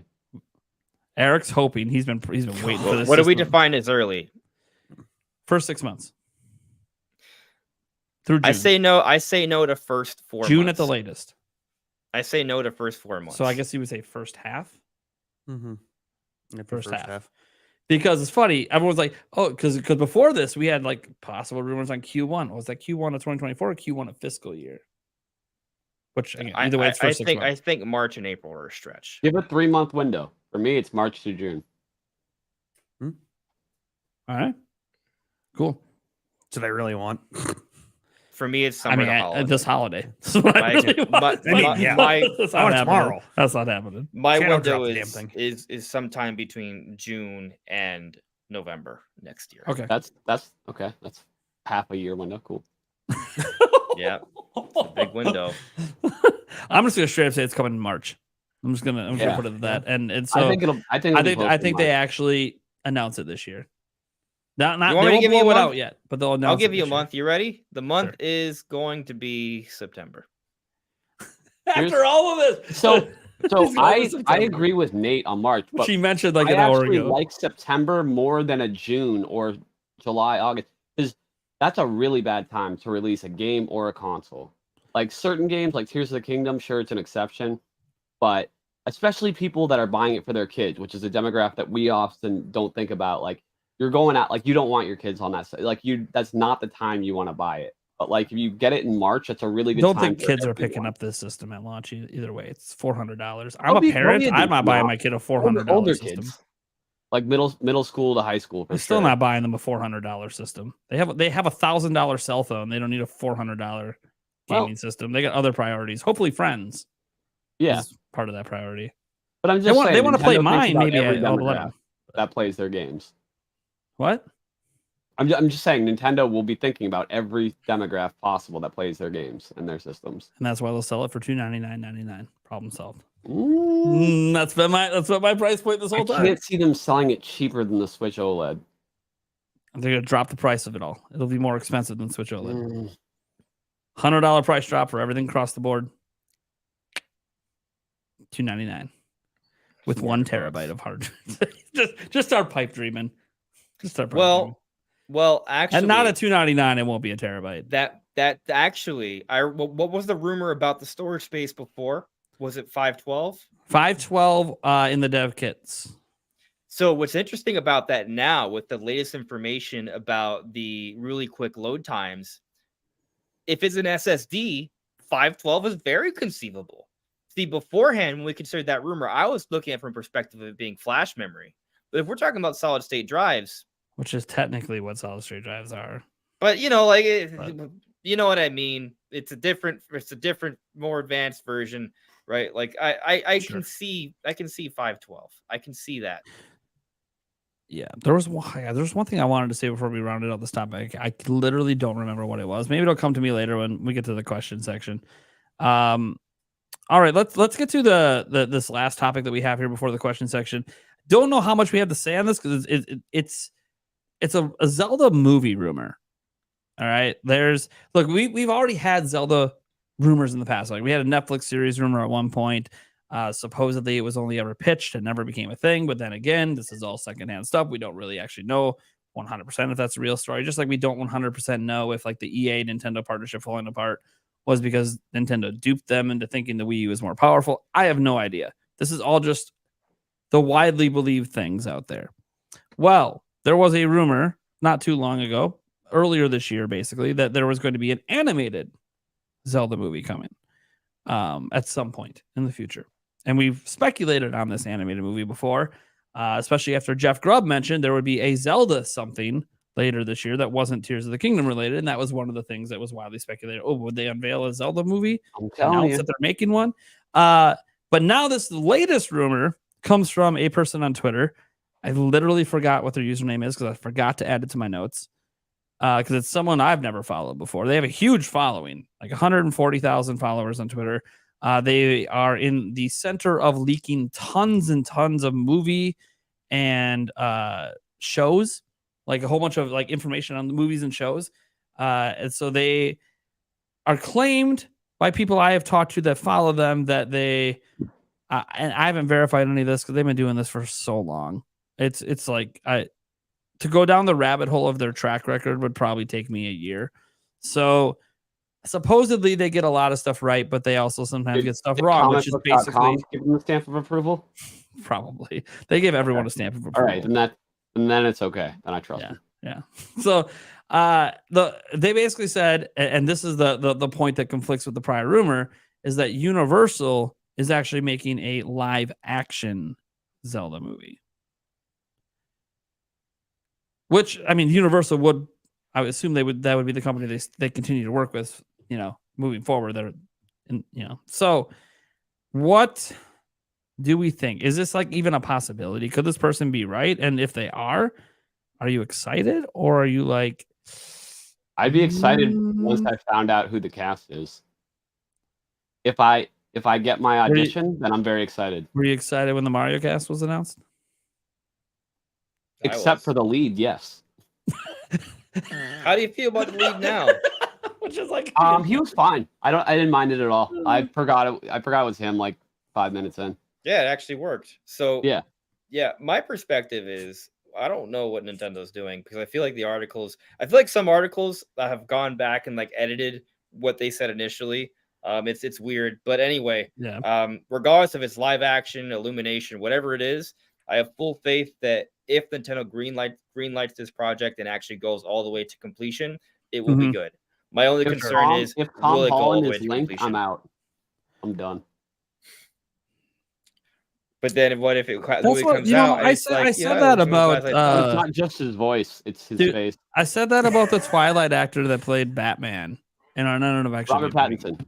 It actually ended up being pretty good. Yeah, but I literally thought he was the worst pick for Batman. And I'm like, this isn't going to be good. And then everyone kept telling me it's good, it's good, it's good. So I was like, all right, I'll give it a watch. We hadn't seen him in anything in years. Sure, I've seen too much Tom Holland. Besides, he's a Sony guy. Here we go. I knew that was coming up. I knew the Sony guy thing was going to come up. He's Uncharted, Spider-Man, which Sony has rights to. Obviously, Uncharted. Yada yada yada. All right. Well, who would you want to play Link? Jim That's Carrey. a great question. Outside, if I remove myself from the running, if I exclude myself, I'd have to think about it. One person I was thinking like could maybe do it, but I don't know if I'd even like it, was like possibly Timothée Chalamet. I'm googling. I don't know who that is. Did you see like the commercials for Dune? Sure. Him. That the main guy. I'm gonna look him up. Maybe I'll recognize him if I see him. I like him less as Link. Timothée Chalamet. Yeah. It's. Oh, I recognize the face. Yeah, he's in a ton of stuff. Yeah. Call Me by Your Name, Dune, Wonka. That's coming out. I don't think he looks anything like Link. Do you just don't like his acting ability? Is that why? Yeah, well, he's got the dark features, right? But like otherwise, he's got like a boyish face. Like I think they could make him look like Link. Yeah, and maybe that face that could age well, where he can play him for many, many future movies.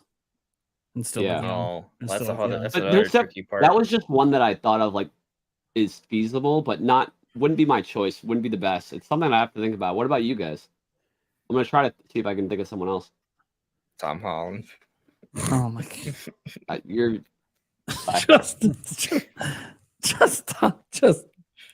no. I say that mostly to joke.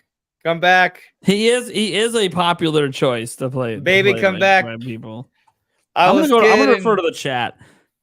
Who are people from the chat putting out there?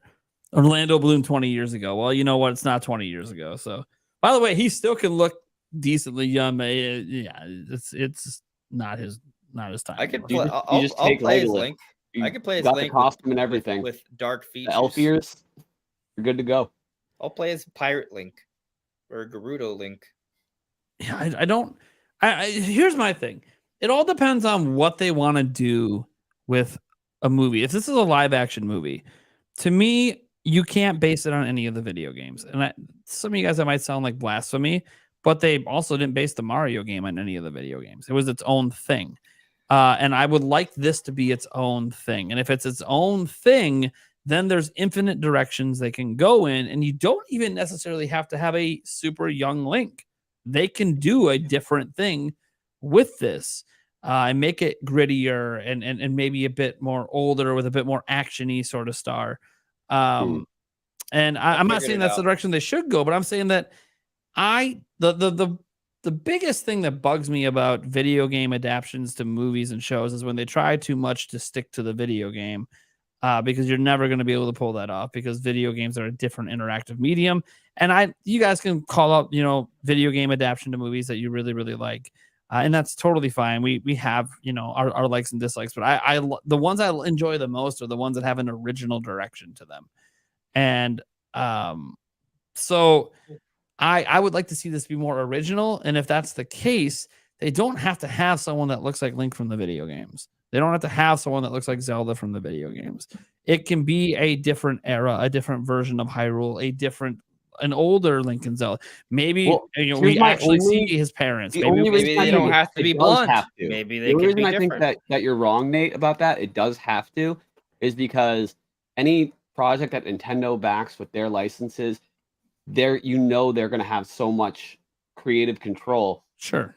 And they want to sell their games, so they want it to look like their games. They want it to be. It can. You know what I mean? But it can, because we don't know what that next Zelda game is, right? Oh, so now you're starting to think Witcher 3, Zelda on Switch 2, huh? Now you're coming around? No. What I'm saying is that they could have a grown-up Link in the next game, and this could be a more grown-up Link in the movie, but they're not actually related. But it warms people up to the idea of a non-teenage Link. So I figured out who the Link actor is going to be. I figured it out. You ready? You guys ready? It's going to be someone you've never heard of before. I think, yep. Hear me out. I understand. You look at the Mario Bros. Movie, they picked a whole bunch of high-profile, big-name actors. Well, it's just for voices, too. You're saying I have a chance. They got to be on camera. Yeah, well, it is exactly. It's different because the voices that can bring people in. But and I think the other actors maybe there will be high profile actors in the movie, but I think with Link, especially considering the history of he's kind of like an avatar, right? People want to project themselves. When you pick someone that hasn't been typecasted, and it does kind of give them an opportunity to create a new identity for Link. Okay. Also, I can't think of anyone that we know that feels like Link. So it's gonna be Nintendo will be under something huge to kind of find out who 20 years create ago. that face of Link for live action. No, 20 years from now, even older. Okay, so did you have someone, Andres, or did you not? I thought about it for a little bit, and I just decided. You just think it's gonna be someone we've never heard of, basically. That's what who would have made a good Link back in the day is Leonardo DiCaprio. I could see Titanic Leo as Link. Yeah, well, his personality I'm gonna just think about it tonight before I go to sleep. He likes young women. Oh, whoops. So that's part of the problem, though. You have all these different actors. We already kind of have a personality associated in our head for them, which is why I feel like picking a new face might be beneficial. I got one, but they like big names to move things. I got one. I got one for both Link and Zelda. All right, who we got? We pull from We're the Millers. We got Will Poulter and Emma Roberts.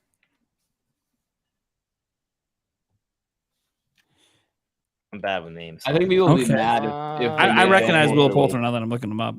And what was the girl? Will Poulter's had a glow up the last couple of years. Emma He looks way better. Emma Roberts. Yeah, he looks way better than he used to look when he was younger. That's for sure. He's just, I don't know. It's still kind of weird.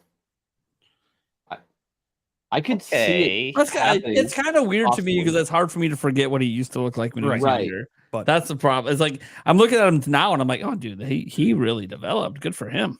Yeah.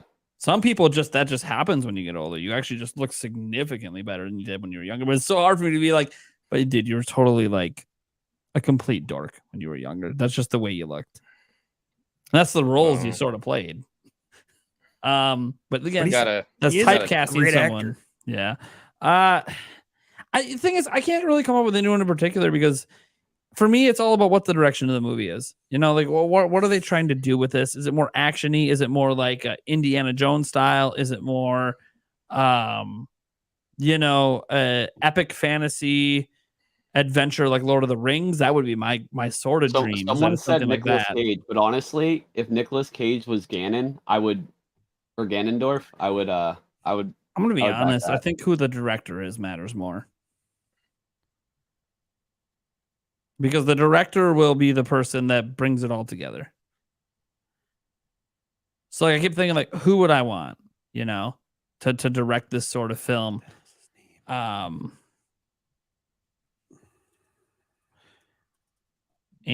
I think I know exactly who I want. Yeah. How about like, because like my dream since I was a kid was a Lord of the Rings Zelda movie. Bring Peter Jackson in, baby. Oh, that movie would never end. That's okay. It could be a series of movies. And Nintendo would love that, raking the money. Like Zelda tends to play towards an older audience, a more in your 20s and 30s audience. Did he do the Hobbit trilogy as well? That I don't. Let me look. Who directed The Hobbit? Yes. That was a little bit more lighthearted. Wasn't as well received. Yes, he directed those ones. Those ones a little bit more fanciful. I mean, it and had obviously tone. the my only issue with The Hobbit was is it didn't need to be 3 films. That was sort of a I enjoyed them. yeah, no, I did enjoy them too as well. I mean, if that's how good the Zelda movies are, if the Zelda movies are about as good as the Hobbit movies, I actually would be pretty content with that. So like, if you have Peter Jackson, I see some people not know who Peter Jackson is. He literally one of the biggest things he's known for is Lord of the Rings. He's done like all the Lord of the Rings movies. He's done other stuff as well. Let me get into his King Kong movie. Yeah, King Kong. He's done a lot. He's got a huge give you ideas of other things he's directed here. Let's see here. Maybe Peter Jackson. So Lord of the Rings and The Hobbit are the big things. They shall not grow old. The Beatles get back. He is the 4th highest grossing film director of all time. He's a big name, huge name. Let's see here. What other stuff? I guess what's interesting is that beyond King Kong, Lord of the Rings, and The Hobbit, I have not watched anything else he's made. Well, there's the Lord of the Rings. There's King Kong. At least The Lovely Bones, Crossing the Line. Let's see here. That was his early days. Who made Oppenheimer? Oh man, I saw that movie too. I don't remember who directed that. You know who would make a great Ganondorf? The dude that plays Homelander in The Boys. Oh, okay. Really? Yeah, dude.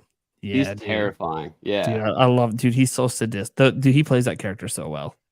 Dude, I've seen other shows with him in it, and he always plays that character. Like he is. Oh, so he's like a typecast guy. He's just really good at that sadistic. He would make such a good Ganondorf. Yeah, that'd be sick. Him, man. I could see him as Ganondorf. Totally. Yeah, Anthony Starr. Right.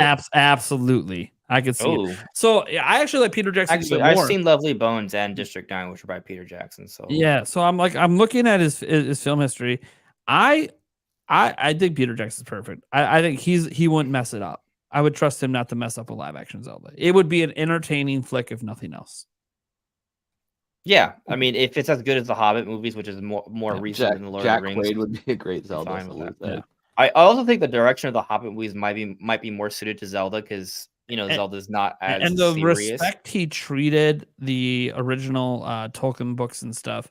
I think he would work brilliantly with Miyamoto, and maybe Aonuma if he's involved with it as well to make sure you're staying true to what Nintendo wants, while also delivering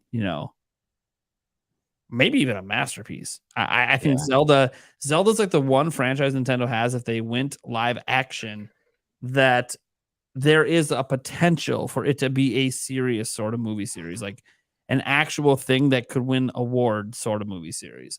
Not that it will, but could if handled in a certain light.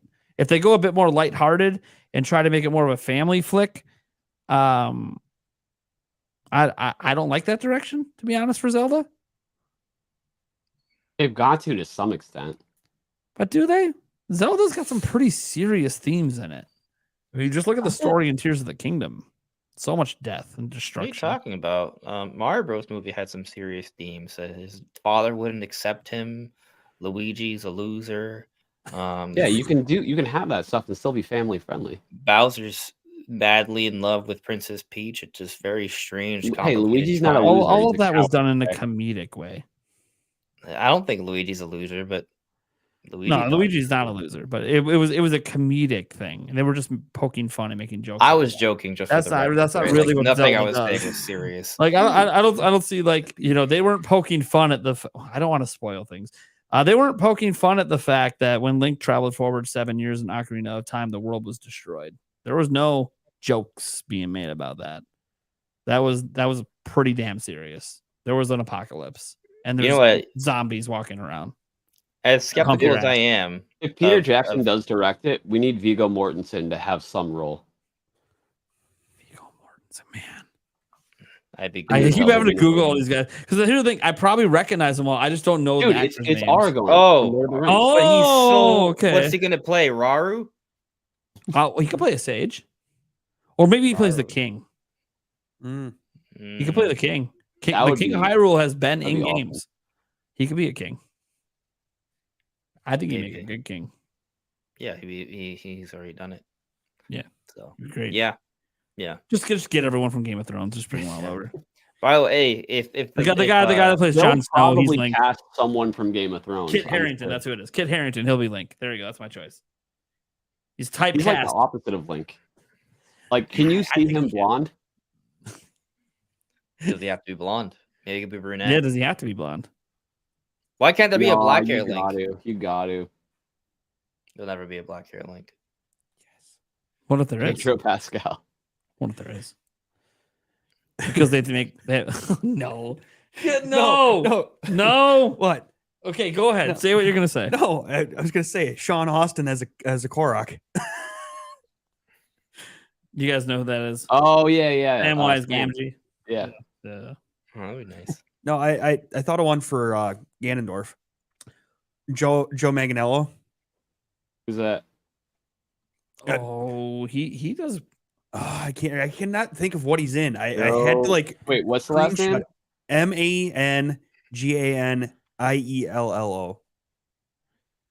Or who's the guy that played? Oh, what's his name?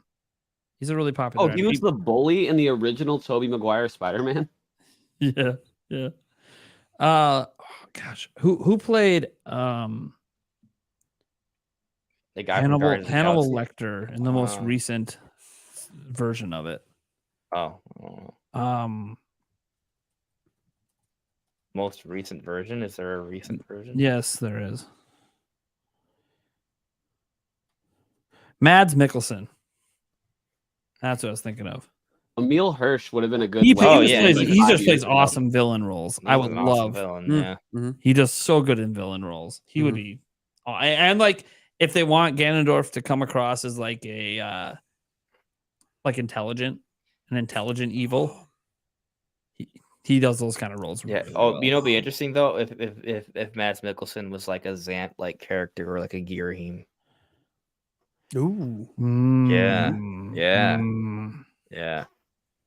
And now that I looked this up, I'm like, man, I got to rewatch that Hannibal Lecter series again because it was really good. It was really good. All right. Well, I mean, let's put it this way. Do we think this is even happening? Or like, here's the thing. Out of all the rumors I cover, like I have the least amount of knowledge on this person and like anything to believe or not. They have a huge following, which suggests they must have gotten some things right at some point. But Yeah, by the way, I think I figured out who it was. I believe it was my time to here. shine. Yeah, my time No, to shine. That's My what it time is. to shine. My time to shine. Yep. Hello. My time to shine. Hello. Yeah. So, I like. You think this is happening? Like, we can speculate all day about what it's going to be and who's going to be in it, but like, do you think this is like a thing? I mean, a Zelda movie period is probably going to be a thing. Probably. It's live a huge action IP. or not, There's probably but- going to be a Zelda movie. I would say someday. Yes. My only question is, would they do this before making another Mario movie? Well, it'd be different studios. Like if this Okay. is live action, that's an animated studio, so Right. it wouldn't be the same studio. So they can make Well- theoretically have them going at the same time. The interesting part about that is that if instead of it being an elimination project, you have some other team working on it, then that kind of, I mean, that works well for Nintendo because you're working You on could more than release one movies movie more at once. often. Yeah, more often, yeah. But or like wouldn't- one a year. But My that's because only you have thing is, rotating the people studios. that consult on the movies from Nintendo, a lot of them work on, like Miyamoto and stuff, are involved with both. Would they really want to have multiple projects going on where they Well- have to be Aonuma would probably be. Aonuma would probably be the Zelda guy at this They point. would have. Okay. Yeah, Aonuma Yeah. would probably be the guy for that. Yeah, at this point, I'm not saying Miyamoto wouldn't put some input. He probably would, but Yeah, but also like But the yeah. consulting role, like he wouldn't have to be working on set all day or everything. yeah, That's I also true. think like even if Miyamoto say he was the one because it's just more convenient for him because he's not directly involved in game development that much. Like we still don't really know how much like he really was on the ground floor with the Mario movie. Right? I wasn't even suggesting he would be the only one. Yeah. I'm just saying there's probably people that would overlap. Well, Multiple. they have a guy from Universal on the board now at Nintendo. So like clearly when they did that the intent was to continue to expand this relationship and have more happen, not just the theme parks and Mario. So it's interesting to think about because like the Mario movie was such a mega success. Obviously, we're getting another one. Well, Chris Pratt already literally. I'm pretty sure Chris Pratt broke NDA to confirm that a new Mario game was coming in because he just knows they're not going to get rid of him. Like, well, whoops! I told everyone a new Mario movie is going to happen. My bad. Like, Or that was just it that could have was been a clever planned. ploy. That was a Yeah, PR, it could have been a PR like, stunt. Yeah. Especially like in midst of the writer strikes and The stuff. maybe, movie, like, they the wanted movie to throw that itself out there. effectively tells you they want to make another movie. Well, no, so- duh. You don't make one of the highest grossing. Like some people would think it's basically the highest grossing animated film of all time, and not like follow that up. Clearly, Yeah. Even without the movie, I'm surprised that Nintendo made a new Mario game.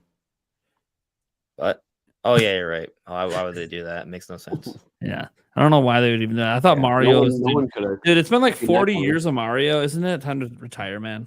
Time to move Yeah, on. you know, it's another thing. We have a Nintendo Direct in the morning. Yes, we do. And I'm super hyped. I'm gonna be live streaming at 7:30 a.m. That's gonna be great. I'm so hyped. So excited. It's gonna be 7:30 7:30. It's at 9 a.m. for So you. hour and a half pre-show. Geez, it's starting an hour and How a half that early. pre-show? Oh yeah. Some Yeah. type of a pre-show. You see the way that I fill time on streams? It'll be easy. I won't be Easy. there arguing. I with you, literally so. can debate with people on just Metroid Prime the whole time. That I would feel literally like fill we up didn't the talk amount. about that enough. No, we didn't. Speaking of that, let's get to our last topic, and that is fan submitted questions. And speaking of Metroid, we have a fan submitted question on Metroid Prime 4. I've had a couple of them. So let's get to the first one that came flying in for Metroid Prime 4 from Taurus for $5 said, so if they've been developing Metroid Prime 4 for years, why wouldn't it be on Switch as well as next gen? 6 years of dev for a new platform that hasn't released. For me, the idea is that they haven't been developing it for 6 years because they rebooted halfway through. So that's my stance. But I don't know. You know what? How about me and Andres shut up? This question's for the two on the bottom.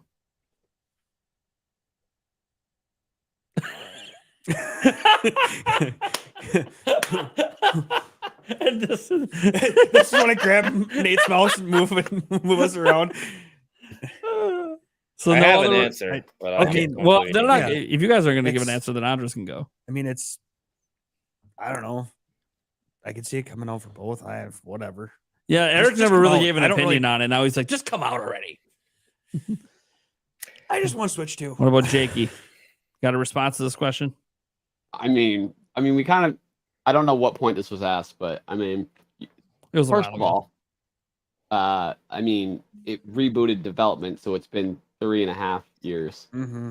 So about half the time of what was said, probably exactly half the time, because we know it's been done for like 6 months. So We think. we don't know. I mean, 6 years ago for sure, there wasn't a Switch 2 because the Switch had just come out.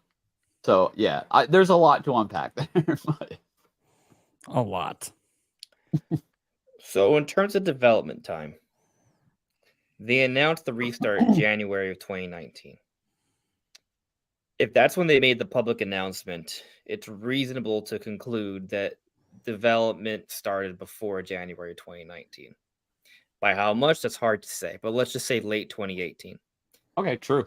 Yeah. If Prime 4 comes out at the end of 2024, that would be 6 years. Hmm. We don't think it's coming out at the end of 2024. But, so we're talking about 5+ year development time, right? Typical for AAA. Typical for AAA. Yeah, and there's also another thing to consider. Whatever it's possible they salvaged or recycled something from the initial project. True. So you could factor that into the timing as well.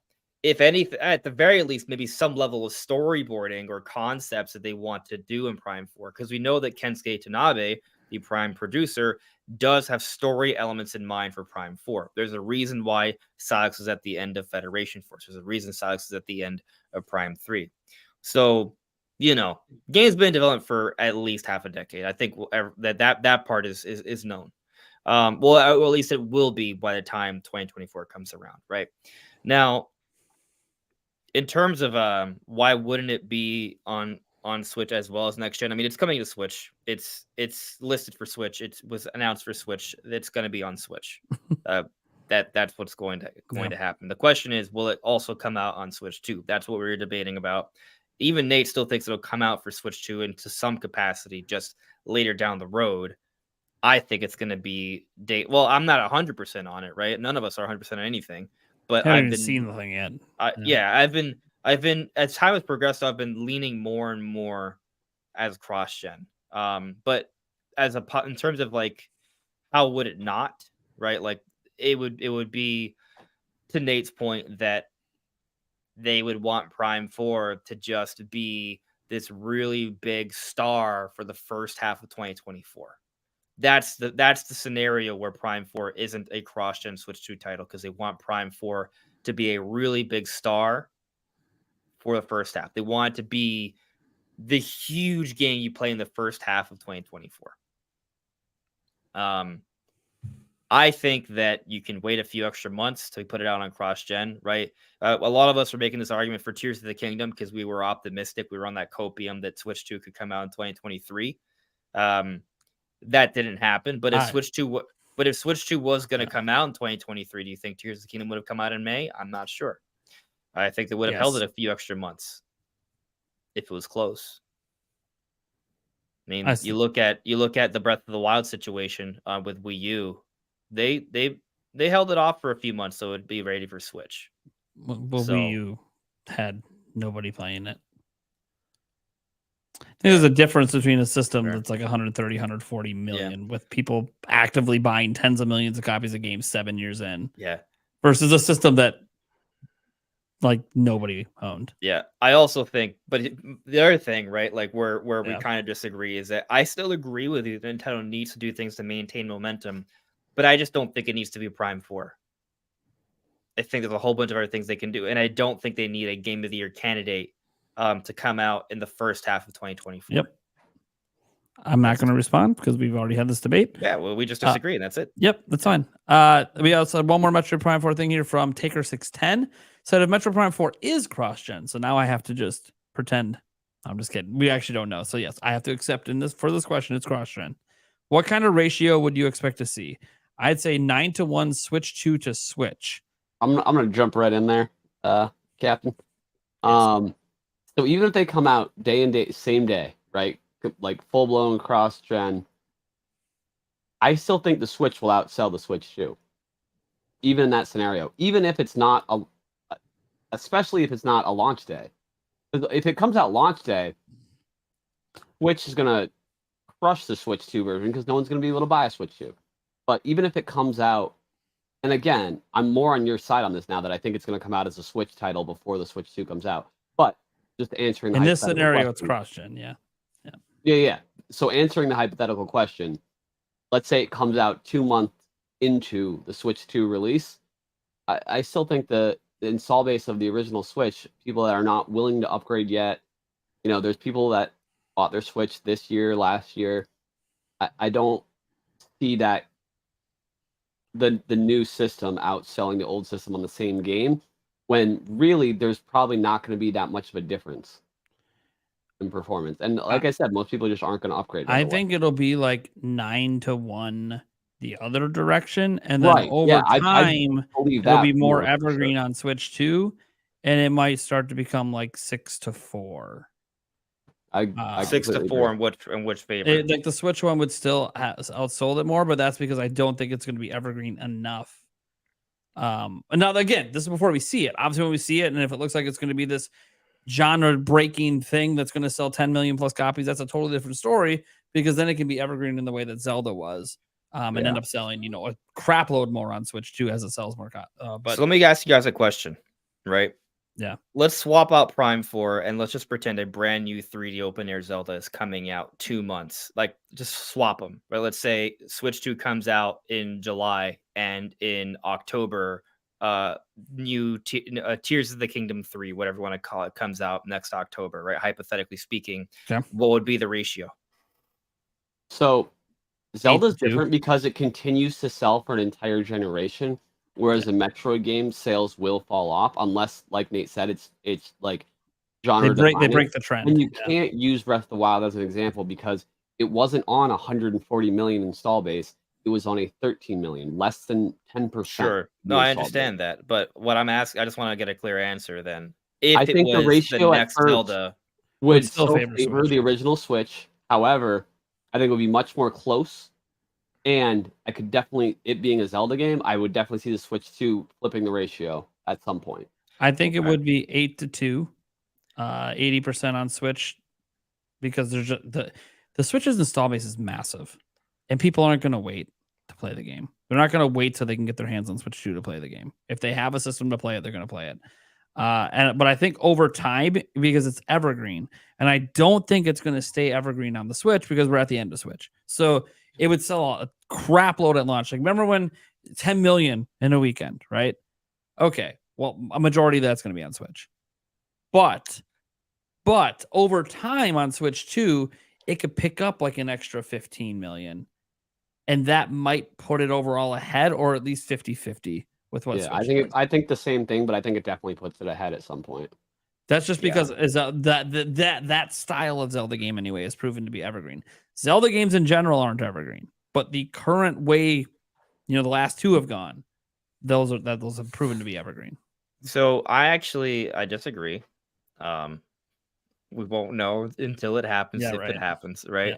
But I don't think it'll be 9-1, as Taker is saying, but I do think that Prime 4 will eventually have a better ratio leaning towards Switch 2 sales.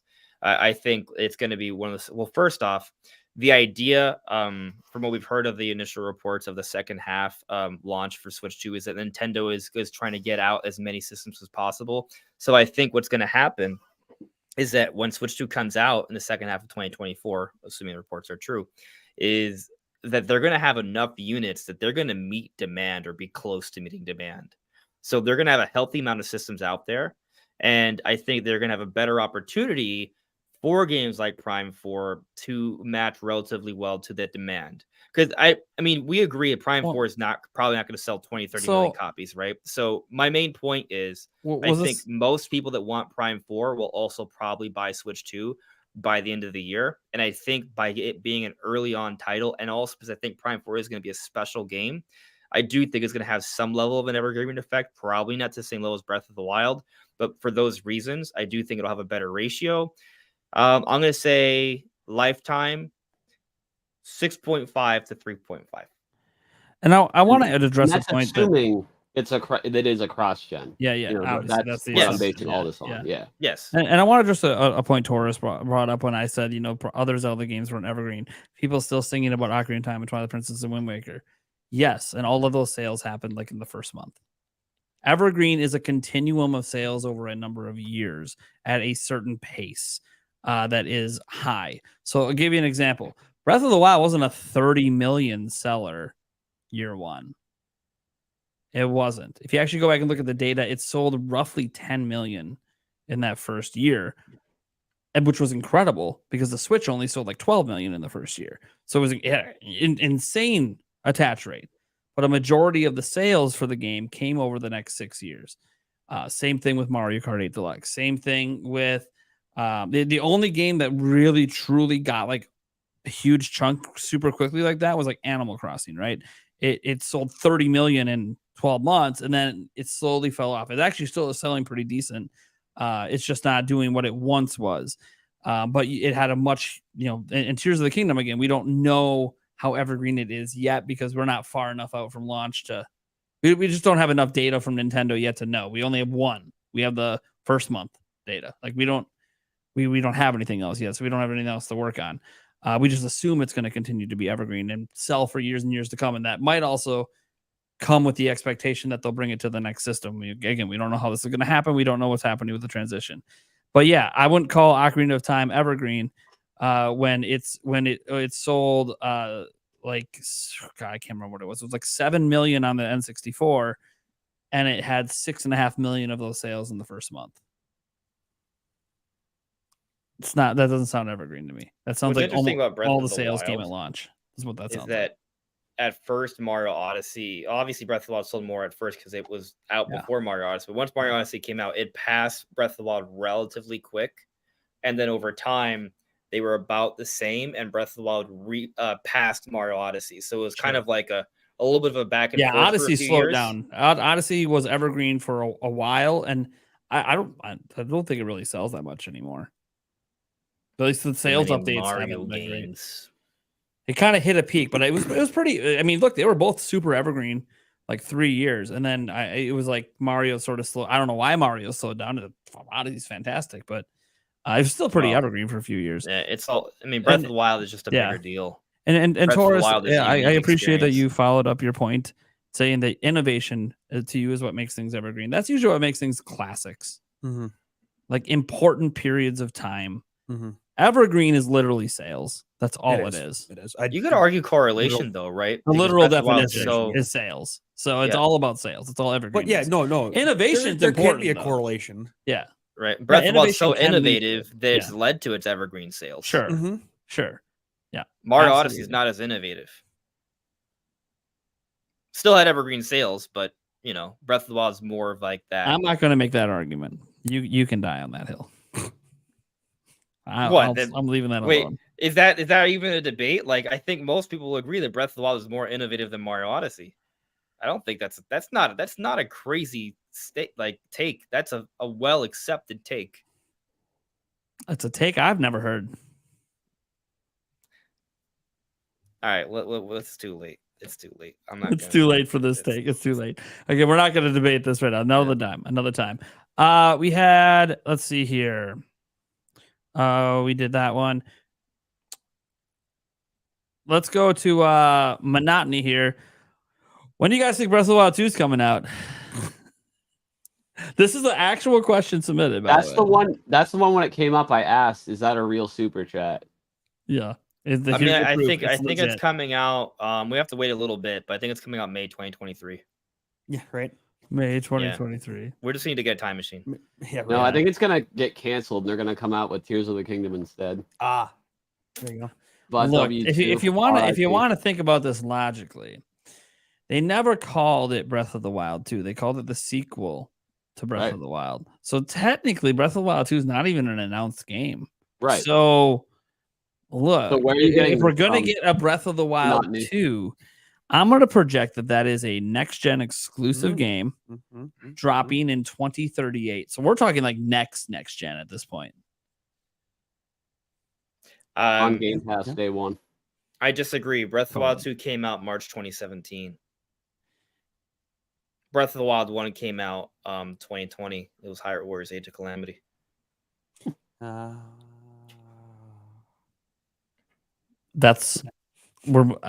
don't even know how to react to that. All right. That's going to do it for episode 37 of the Nintendo Pride Podcast. An extra long one today, but you know what? We're excited. We got a direct tomorrow. We had Switch 2 craziness, lots of Metroid debates. Honestly, I didn't think Metroid was going to be like a big debate today, but you know what? Anytime it comes up, I don't know that we've ever seen eye to eye on any Metroid debate, and that is okay. Remember the graphics debate on Metroid Remaster? That was a fun one too. It's okay. One thing you can always guarantee that if Metroid's involved, there will be fireworks between me and Andres. It just is what it is. Hopefully in a way that was entertaining for you guys, even if I looked like an idiot. It's all right. I'm okay looking like an idiot. Big buffoon. I don't know everything. I sometimes act like I do, but I really don't. I think the audience agreed with both you. Like there was different people that different points that we were making. Like you both made valid points. But see, here's the thing. I still just wish Eric would shut the F up. I know, right? Yeah, dude. God, Eric, you talk too much. Increase my anxiety levels. What I will note though, see, I don't take people that like side with me on my own channel as like a serious thing. There's an inherent bias. I'm just gonna. So if half the audience is agreeing with Andres, then that means that, like, yeah, dude, I pissed off half my audience. That's all right. No, I read some of the things. Some people said some pretty mean things about me, and you know what? Yeah, it's something I that's acted not like fair. an asshole. It is what it is. Welcome to the I'm gonna argue until my teeth fall out of my head side of me. You're very. I like this card from Timber Maniac though. Can you showcase it? I Which think it's one? a good one. Is it a new one? Timber Maniac, the latest one? Yeah, I think it's good. I think it's kind of fun. Prime Andres rivals the Lincoln, Douglas, and Nixon Kennedy debates. Nice. At least he didn't funny. compare it to anything more recent. Oh. Oh, awesome. All right, Nate- guys. Well, let's go Nate around is the room. Hillary. People where they can find you, what you got going on. Obviously, Nintendo Direct tomorrow. I don't know what you guys are doing for it, but I know what I'm doing.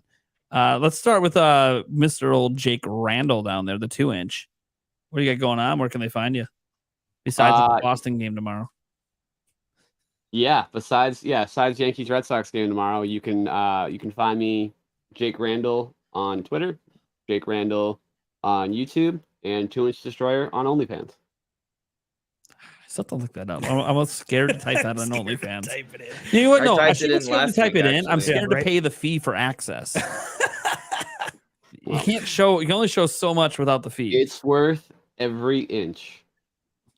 Both of them. Oh, both of them. Eric, where can they find you, bud? There and here. Yeah, add the at handle that, down there is his there. Yeah. X Emo handle. It's 87. an X handle. Yeah, X handle. The X handle. Wait, He will Yeah. read if you tweet at him. I will read. But No guaranteed on response. Did they play Unless it's tonight? I think they got hilarious. rained out tonight. Did they Not get sure. rained out? Yeah, I Yep. have no idea. I know. My Doubleheader Brewers lost tomorrow, today, baby. But That worked out perfect. no, yeah. See, Yeah, that's right? what it is. Because Yeah. you're on the show. Every time you're on the show and the Red Sox play, it's just going to be delayed. Heck yeah. Season's over soon. Yeah, we're getting there. Andres Restart, what you got going on? Where can they find you? I got my cat right here. I see being a that. little baby. Little Ruby.